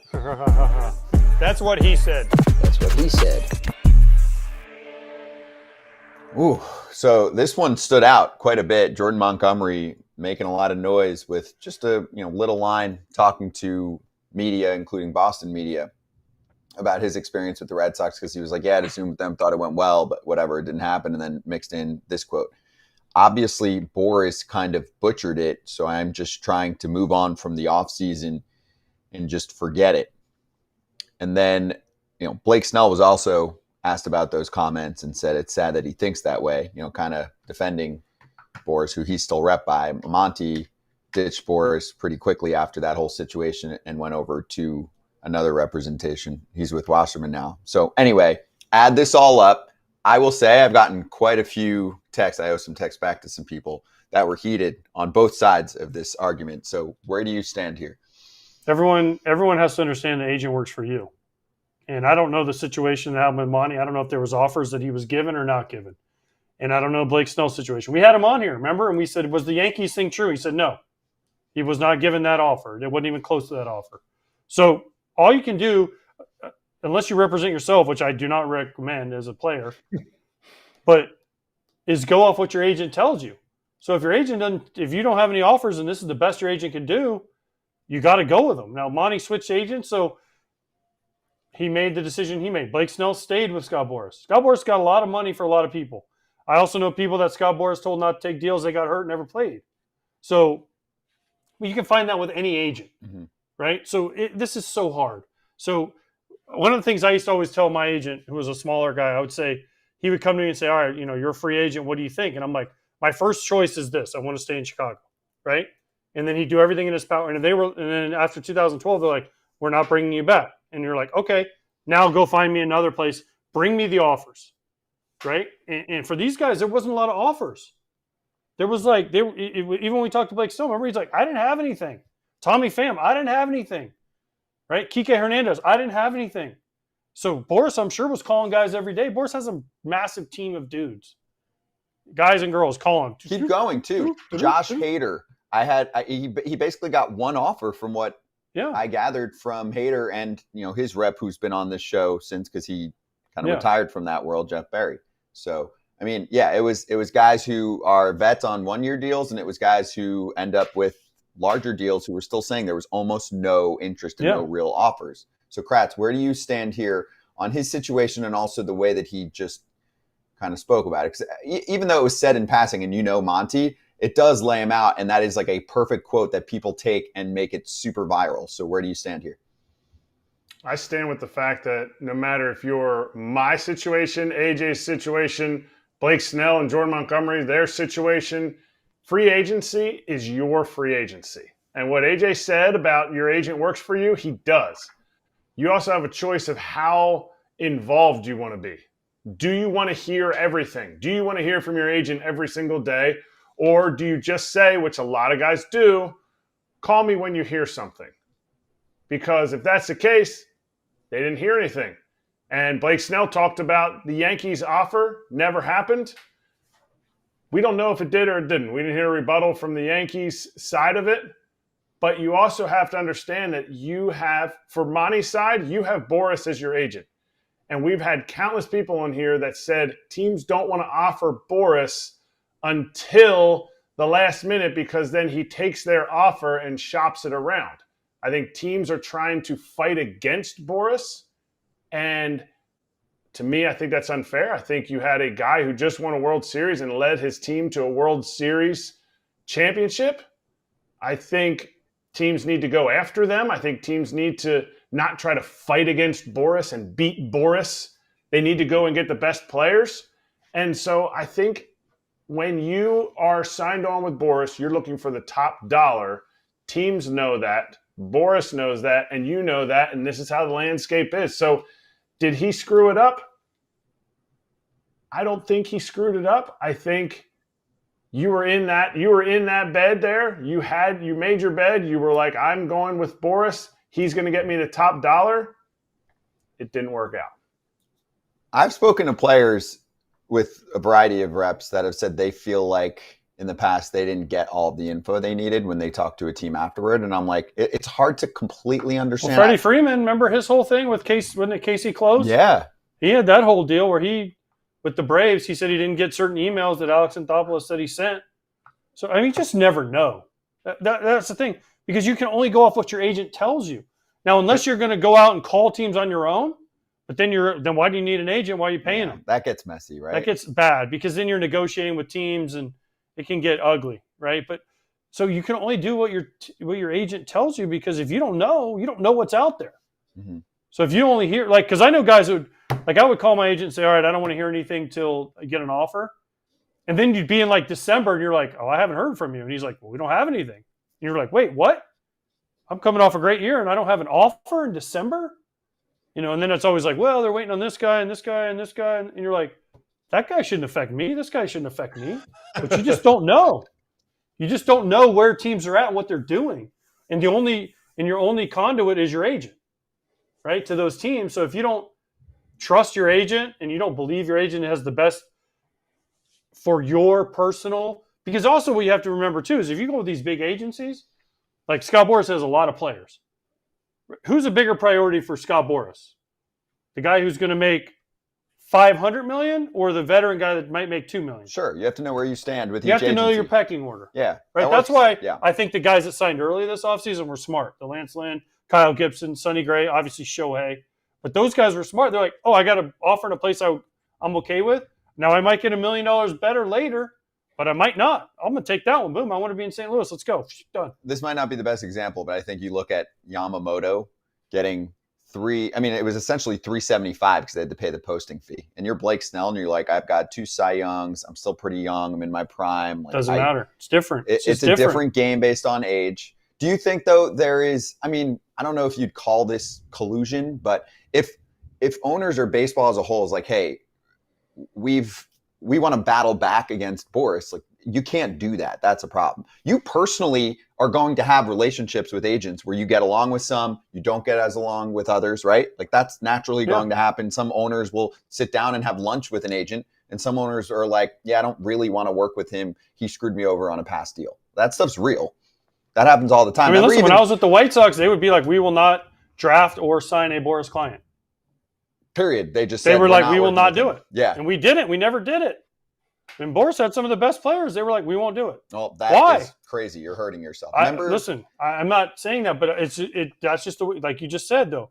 You remember Boras used to call like Mike Ilitch when he was alive and be like, hey, I got Prince Fielder. You want to sign him? And he'd be like, yeah. Or he'd call Lerner. Hey, Lerner, I got Artie Moreno, Rendon. Artie Moreno. That's the way it works. Yeah. But listen, I think with Jordan Montgomery, Jordan Montgomery has right to his opinion. He left him. Blake Snell likes him. Blake Snell's staying with him.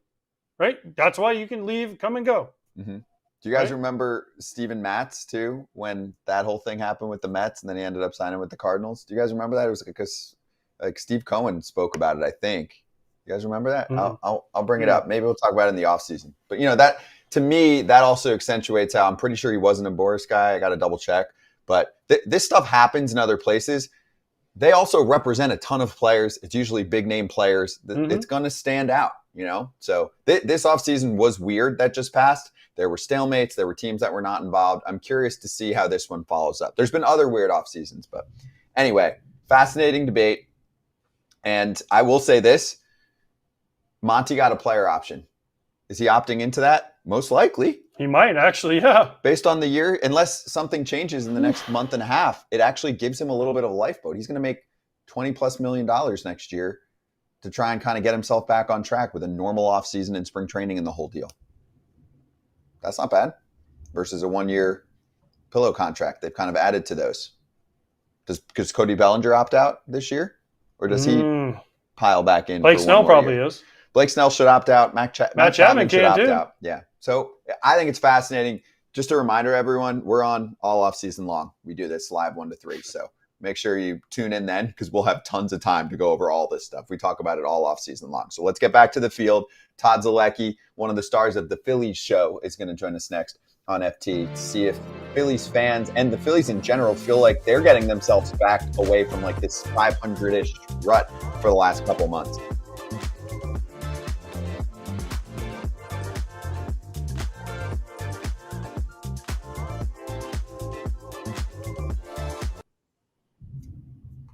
All right, here we go, FT fam. We're back. We're thriving. I guess some people were asking about, for you guys dealings with agents in the past, if you want to disclose. I mean, Kratz's life was very different from AJ's life, which was also very different from other people's lives, right? There's some dudes that have gone through some pretty crazy free agent situations. Juan Soto is a fascinating case because that's what you're talking about. There's players in the past who have representation who say, hey, you should believe in yourself. You're going to make good money even on arbitration, and you're going to make double your career earnings if you get to free agency if you're willing to take that risk. And Juan Soto has been that guy. He's like, I'm freaking good. I know it. I'm going to hit free agency early. And as long as he finishes strong here for a month and a half, he's going to get dumb money. He's probably going to get the biggest MLB contract of all time in terms of present day value. Yeah, and the Mets are probably going to pay him. So he bet on himself, and he's going to win. But some guys bet on themselves, and they lose. Yes. And it's all just how much risk are you willing to take. Mm-hmm. What was it? Trevor Bauer said he planned on a 1-year deal every year because he would always bet on himself. Yep. Right? Yeah, he had said he wanted to do that. Although he still ended up signing a deal that wasn't quite a 1-year deal. He signed like a weird 2-year with all these weird options and all this kind of stuff. But everyone wants security, and everyone has different levels of what they're willing to take and not take. That's why everyone's different. Every player's different. Ronald Acuna signed a deal that was so team-friendly, right? But at the same time, when they went to him and said, Ronald, you can make $100 million. Now, you might be leaving $100 million on the table. He's like, bro, I'm 21 years old. I'm going to make $100 million? I'm going to make $100 million? Great. I'll take all the 100. Also, for the agency, they present the offer. Now, he might say, what do you think I should do? But the agency is presenting the offer. That's their job. It's not like he can say, well, you shouldn't have brought that to me. Like that is their job to say, hey, this is what they're offering. We don't think it's going to represent your true value, but also it's $100 million and you can shred up your knees, which he eventually did. But you know what I'm saying? Like, this is how the business works. This is the fascinating part of it. Easy. And it is different for me, but I had the same thing with minor league contracts, guaranteed or not guaranteed. Like, where are you going to play? How much, do you want, at the end of my career, I didn't want to leave the East Coast. Unless I was on a big league team, why would I play in AAA anywhere but the East Coast? So, like, there's still the same negotiations going on. Teams still that want to win spend more money in minor league free agency than teams that could care less about depth and don't think there's any value to it. Yeah. Also, make sure you pay attention to the right insiders. Some people break news stories in the offseason and they're just not true.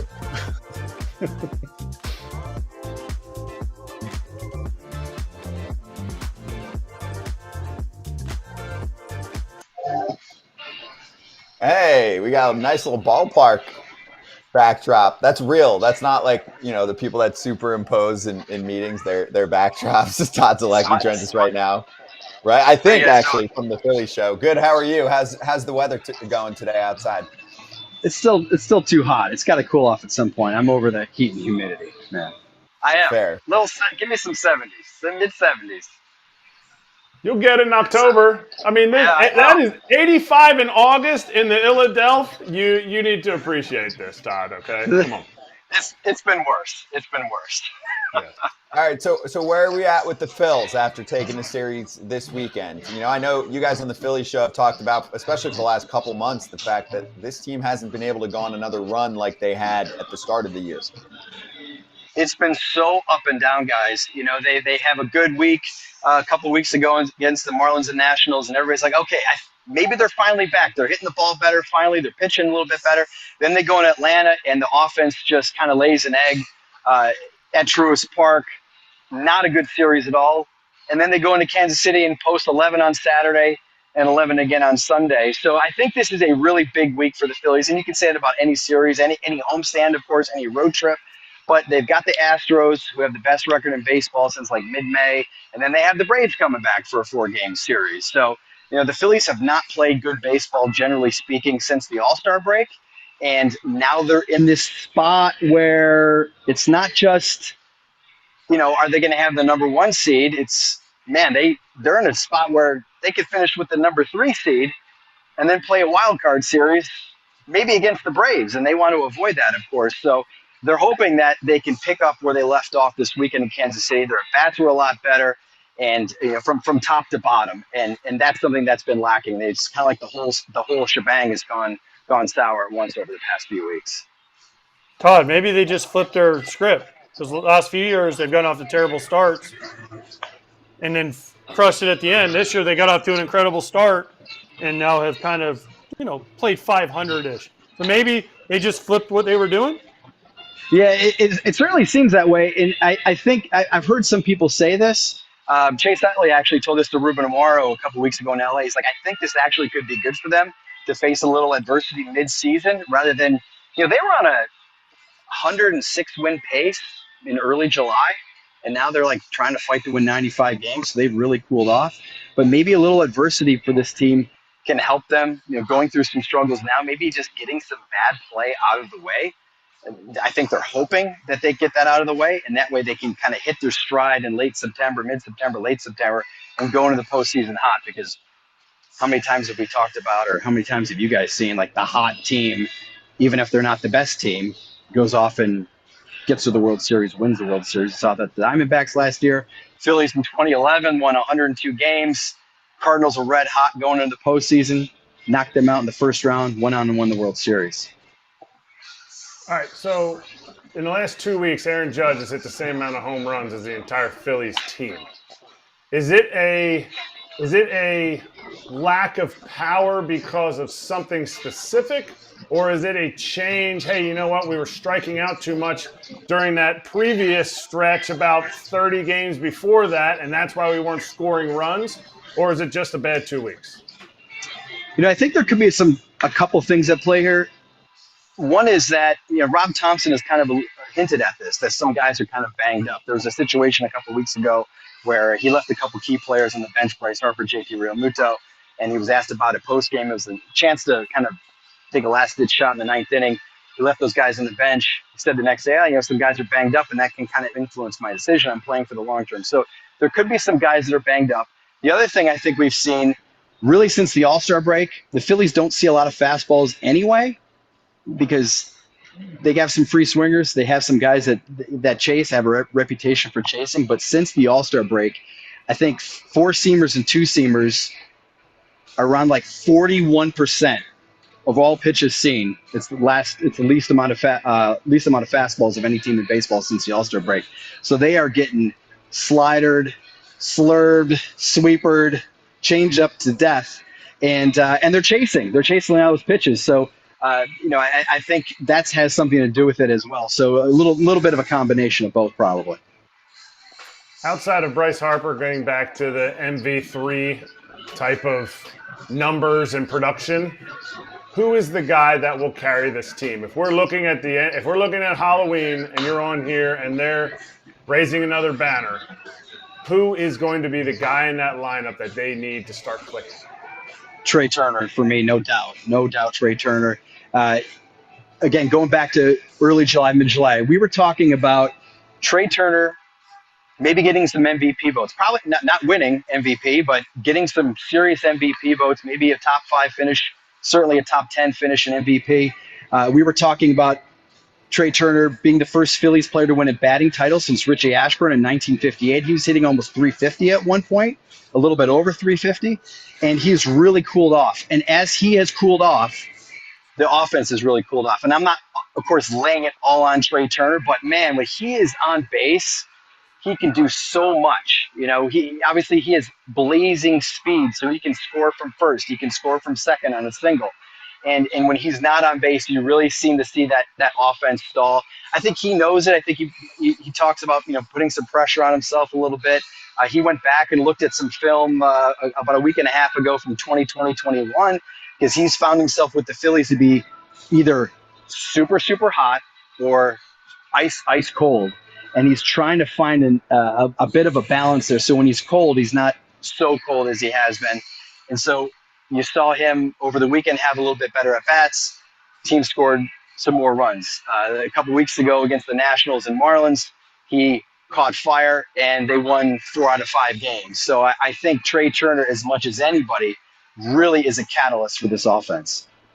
I thought you were going to say Nick Castellanos. I thought you were going to say the NL wild card MVP, if that was an actual thing, the guy who kind of propelled that offense and lengthens that lineup. But I hear what you're saying about Trey.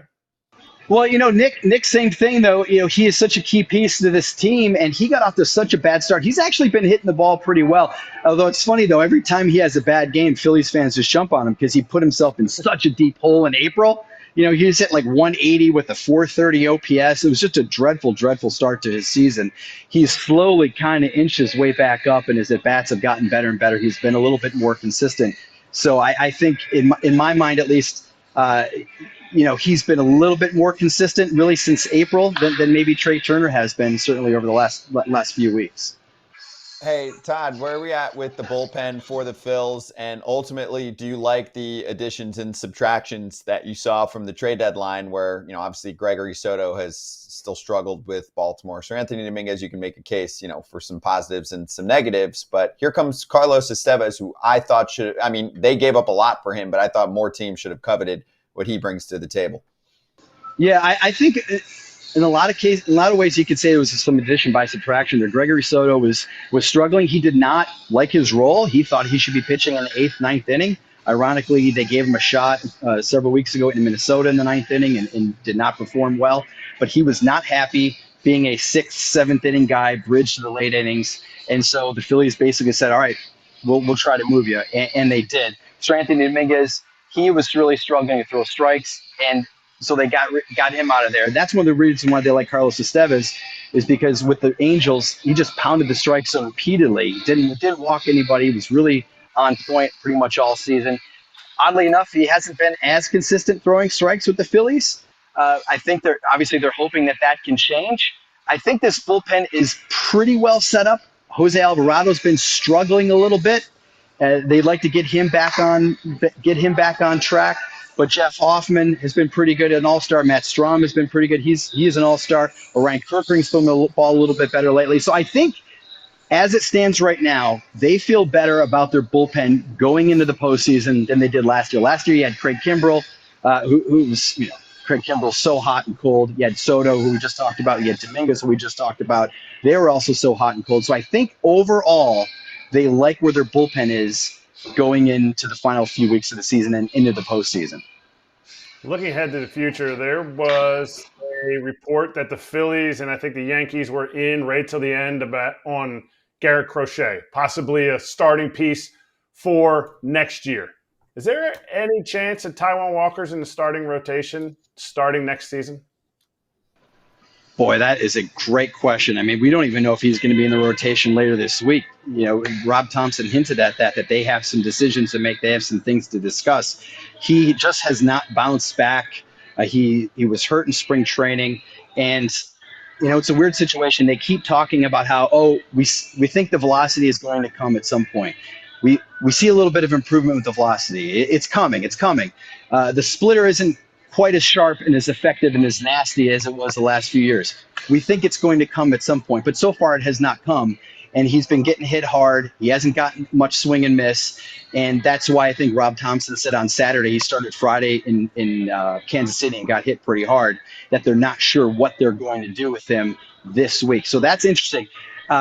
He's got 2 years left on his deal. It was a huge contract, but Dave Dombrowski is in the business of winning, and John Middleton, is in the business of winning. It would be a lot of money to eat, but I would not be surprised if after the season, even if they don't do it, it wouldn't totally stun me if they did it earlier. But it would not surprise me at all if they ate that contract in the offseason and just move forward. You talked about Garrett Crochet, and the Phillies did have an offer on the table. One guy they did not want to include in that deal was Andrew Painter, their top pitching prospect. He's coming off Tommy John surgery, and they think he could be back on the mound next season, possibly pitching for the Phillies. They're that high on him. So that's another kind of wrinkle that you have to throw into the mix there with in regards to Taijuan Walker. You know, it's interesting. Some teams operate differently with players like this, where they're more prone to say, you know what, we got to cut our losses eventually. I give credit. The Astros did this season. We went over this with someone like Jose Abreu. It wasn't cutting it. Some teams will just desperately keep the guy there because they feel like they're paying him and they don't need it. Some guys are like, bye, bye, bye. Exactly. But I do think if you look at which teams cut loose players that are not helping them, that are not a plus, they're a minus. So anyway, we'll probably have the offseason to talk about it. Dave Dombrowski ain't keeping a dude that ain't helping. That's what I'm saying. Dave Dombrowski will be like, bye-bye. Yes. Bye-bye. Dave is not here just to like collect a paycheck. He's here to win another World Series, right? I mean, so he wants to win. You know, he's here to win a World Series. He wants to parade down Broad Street. He's not going to mess around if he doesn't think guys are going to help this team win. There's no doubt. I agree. Could there be a Orion Kerkering in the minor leagues that gets called up this year for September? That's a bullpen piece for them, helps them out, solidifies it. Yeah, nothing like Orion Kerkering was last season. I think what they have right now is kind of what they have. Max Lazar, they just brought him up. They optioned him down the other day. There's really nobody, I think, that's a major impact arm that could help them. There's some guys that could help, but nobody of the pedigree of Orion Kerkering, who, when they came up, I mean, everybody's like, this guy's got the best slider in the minor leagues. This guy's going to be unbelievable. And he really did pitch pretty well, and he's pitched pretty well this season. So I think any moves that they add in September, any additions that they add will be more complimentary pieces, maybe a little bit, to give them a little bit more depth in the bullpen. Todd, appreciate you. You're the best. Everyone check out the Phillies show. I mean, they got after it late last week, too. Ruben Amaro was on fire. It's really good Phillies talk on what's going on with the ball club. Jim Salisbury, Todd Zolecki, and yes, you, Ruben, we're pointing right back at you. You can make sure you check out that show on YouTube or wherever you get your podcast. Just type in the Phillies show. Thanks, Todd. Have fun at the game. Talk soon. Thanks, guys. Appreciate it. Be right back on FT.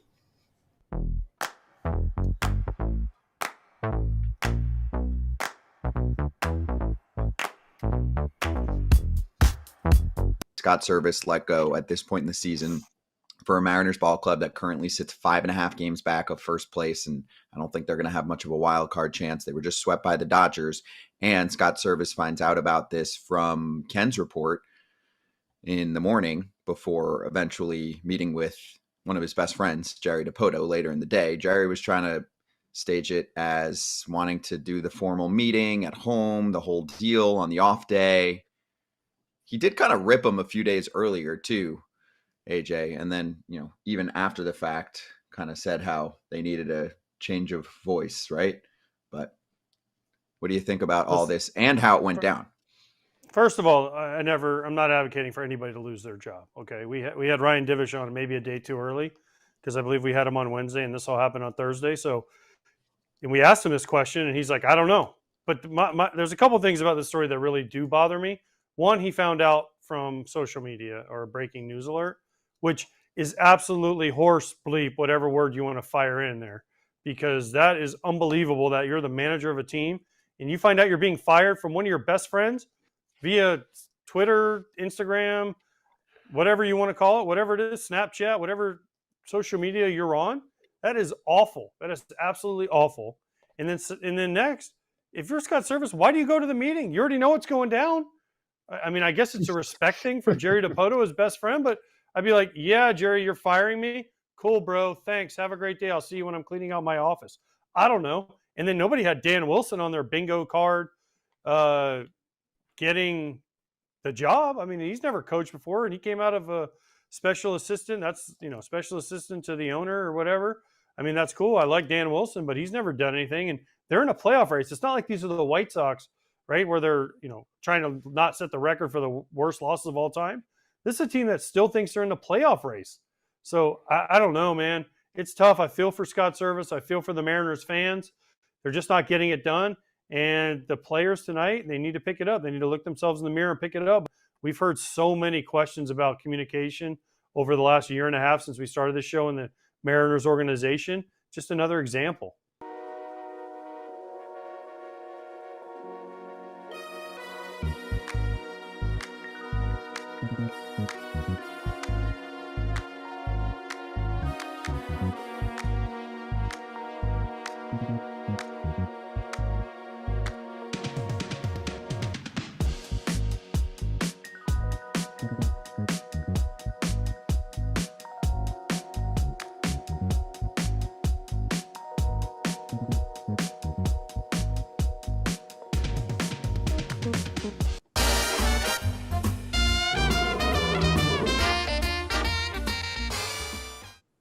Line time. BetMGM Locks. AJ won on Friday with his parlay. Why are you pointing? Are we surprised? Oh. Are you not entertained?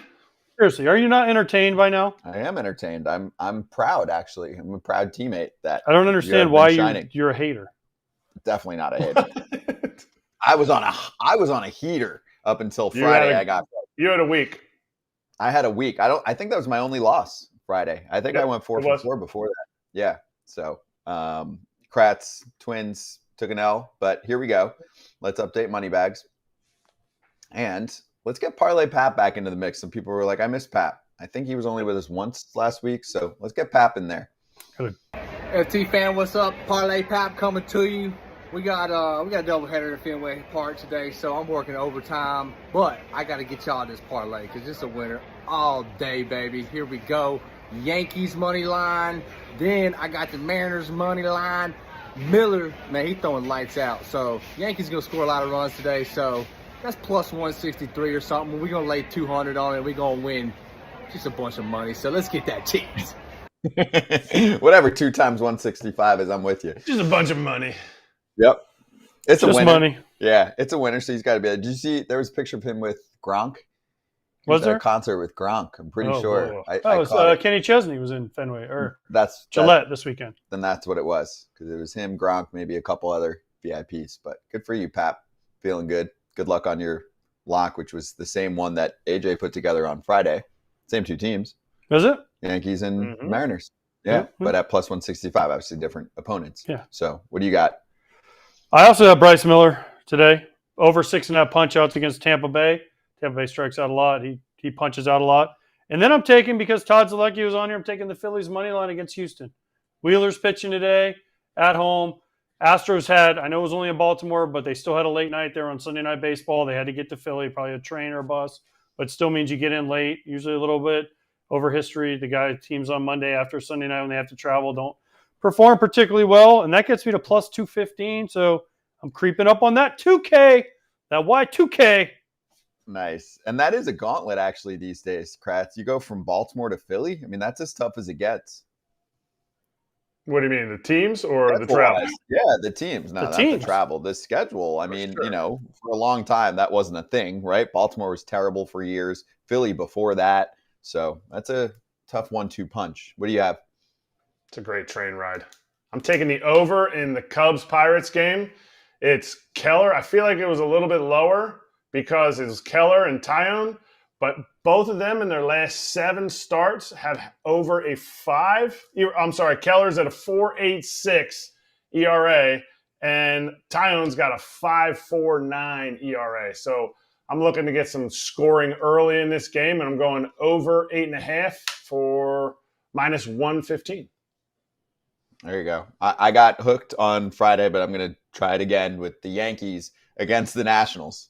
The Nationals got me on Friday with a 1-run loss to the Dylan Braves. Cruz. Still, I think the Yankees will overpower the Dylan Cruz T-shirts for the day. I just think the offense is firing right now. And I know the Yanks at times have had trouble against lefty pitching this year. Not as much lately, but we'll see if Mitch Parker can tame Judge in the bats. But I just think they're on a heater right now. So, streaky team. I'll go minus 120, just 120 to win a hundo.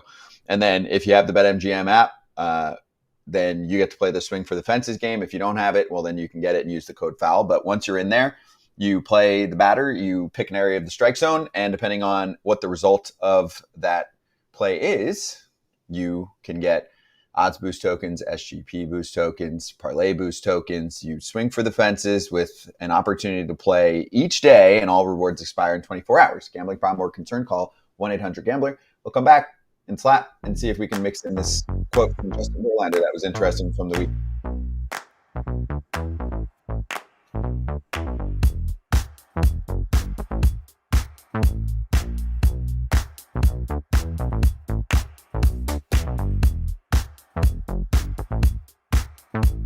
There were some absolute wild ones. Look how many misses. He knows how to call a ball. About with the other day when who are we talking about? CB scorecard. Yeah, like Larry's missing on one side. That is a glaring. He is missing away to righties. He is not seeing it. Luke Maile and Grandal were just tricking him. They weren't though. Like, is framing that strong, dude? There were a few that faded so far, as you can see, off the plate to righties, where I think even Skeens at one point they pointed out on the Pittsburgh broadcast, like, yeah, he had a little smile, dude. AJ, it was entertaining to watch, but you also felt bad for the hitters. They're just like, what are we supposed to do with that pitch? It reminded me of Livan Hernandez and Greg Maddux in the 90s. It was that blatant. They're two strike. Go ahead. No, can we pull that up again? Because you guys are talking about righties. Some of these are the lefties. Yeah, there's like some O'Neill Cruz. Lefties. Mm-hmm. I mean, it says number one is Lodolo to Cruz. He's left-handed, ain't he? That's off the plate away, I would think, right? I don't know. Is this situated from behind the plate or from the pitcher's side of view? This is from behind the plate. So it's So that ball must hit O'Neill Cruz, number one, if that's right. The big number ones, two and three. 2 and 3 are the ones that were away. One was away to Kiner Falefa, and the other one was reach that. Skeens. Yeah, you can't even reach those balls. I mean, listen, he just what happens is, depending on what side of the plate you're on, you set up inside a lot over the inside shoulder of the catcher. So they would be here, and he's trying to see a ball all the way over here, and he's guessing. So at 100, he had a bad day. He had a bad day. You had a bad day, really bad day. But I just hope you get your report and you learn from that. Like, hey, I'm giving a wild width on some of these pitches to guys that don't need the help.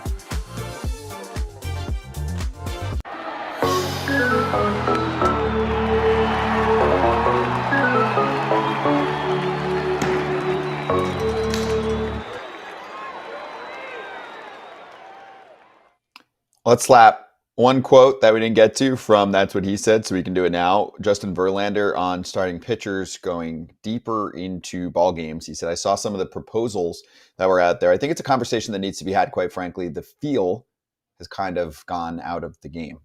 Agreed? No. What? I think it's a conversation that needs to be had, but we don't need to go changing rules. But that's the problem. That's what I was going to say. What's the solution? Yeah, the conversation, every time there's something, we're like, let's change a rule. Like, how about we figure out a way to develop guys better? How about we figure that out? How about we change the development But how do you force that if you're being rewarded for the reverse? I don't know, but it's a conversation that needs to be had. But the proposals I've seen are, let's change the rules to incentivize it. I've heard some people lately talking about moving the mound back a few inches and all that. But wait, listen.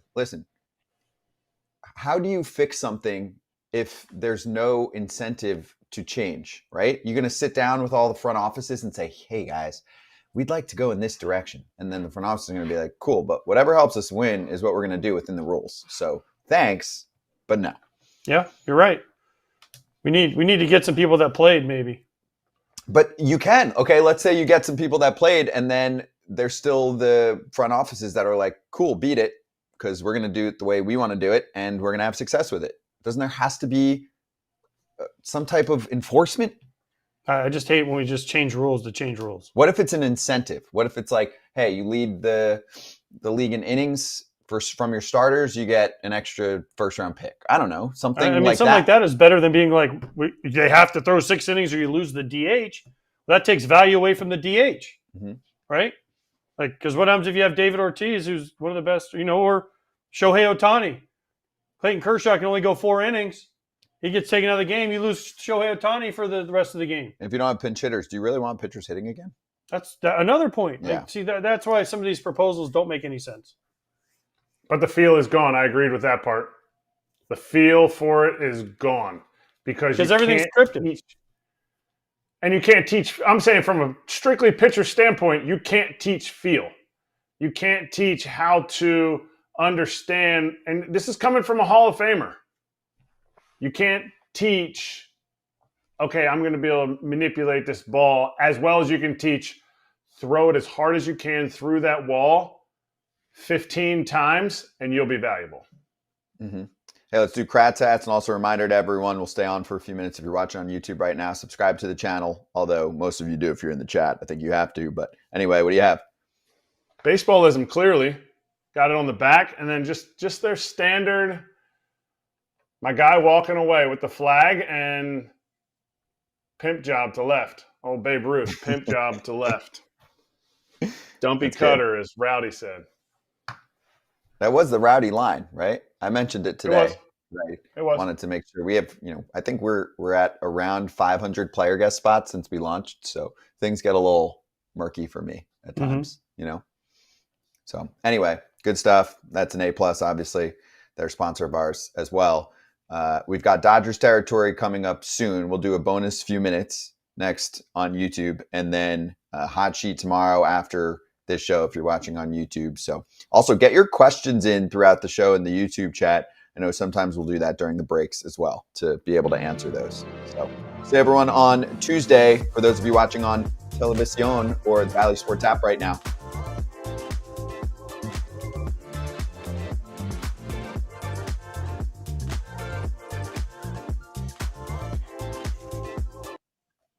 All right, 2 things left for our 2 minutes. One, I don't remember who it was, but a fan was asking what would be your entrance song if you came in as a closer nowadays?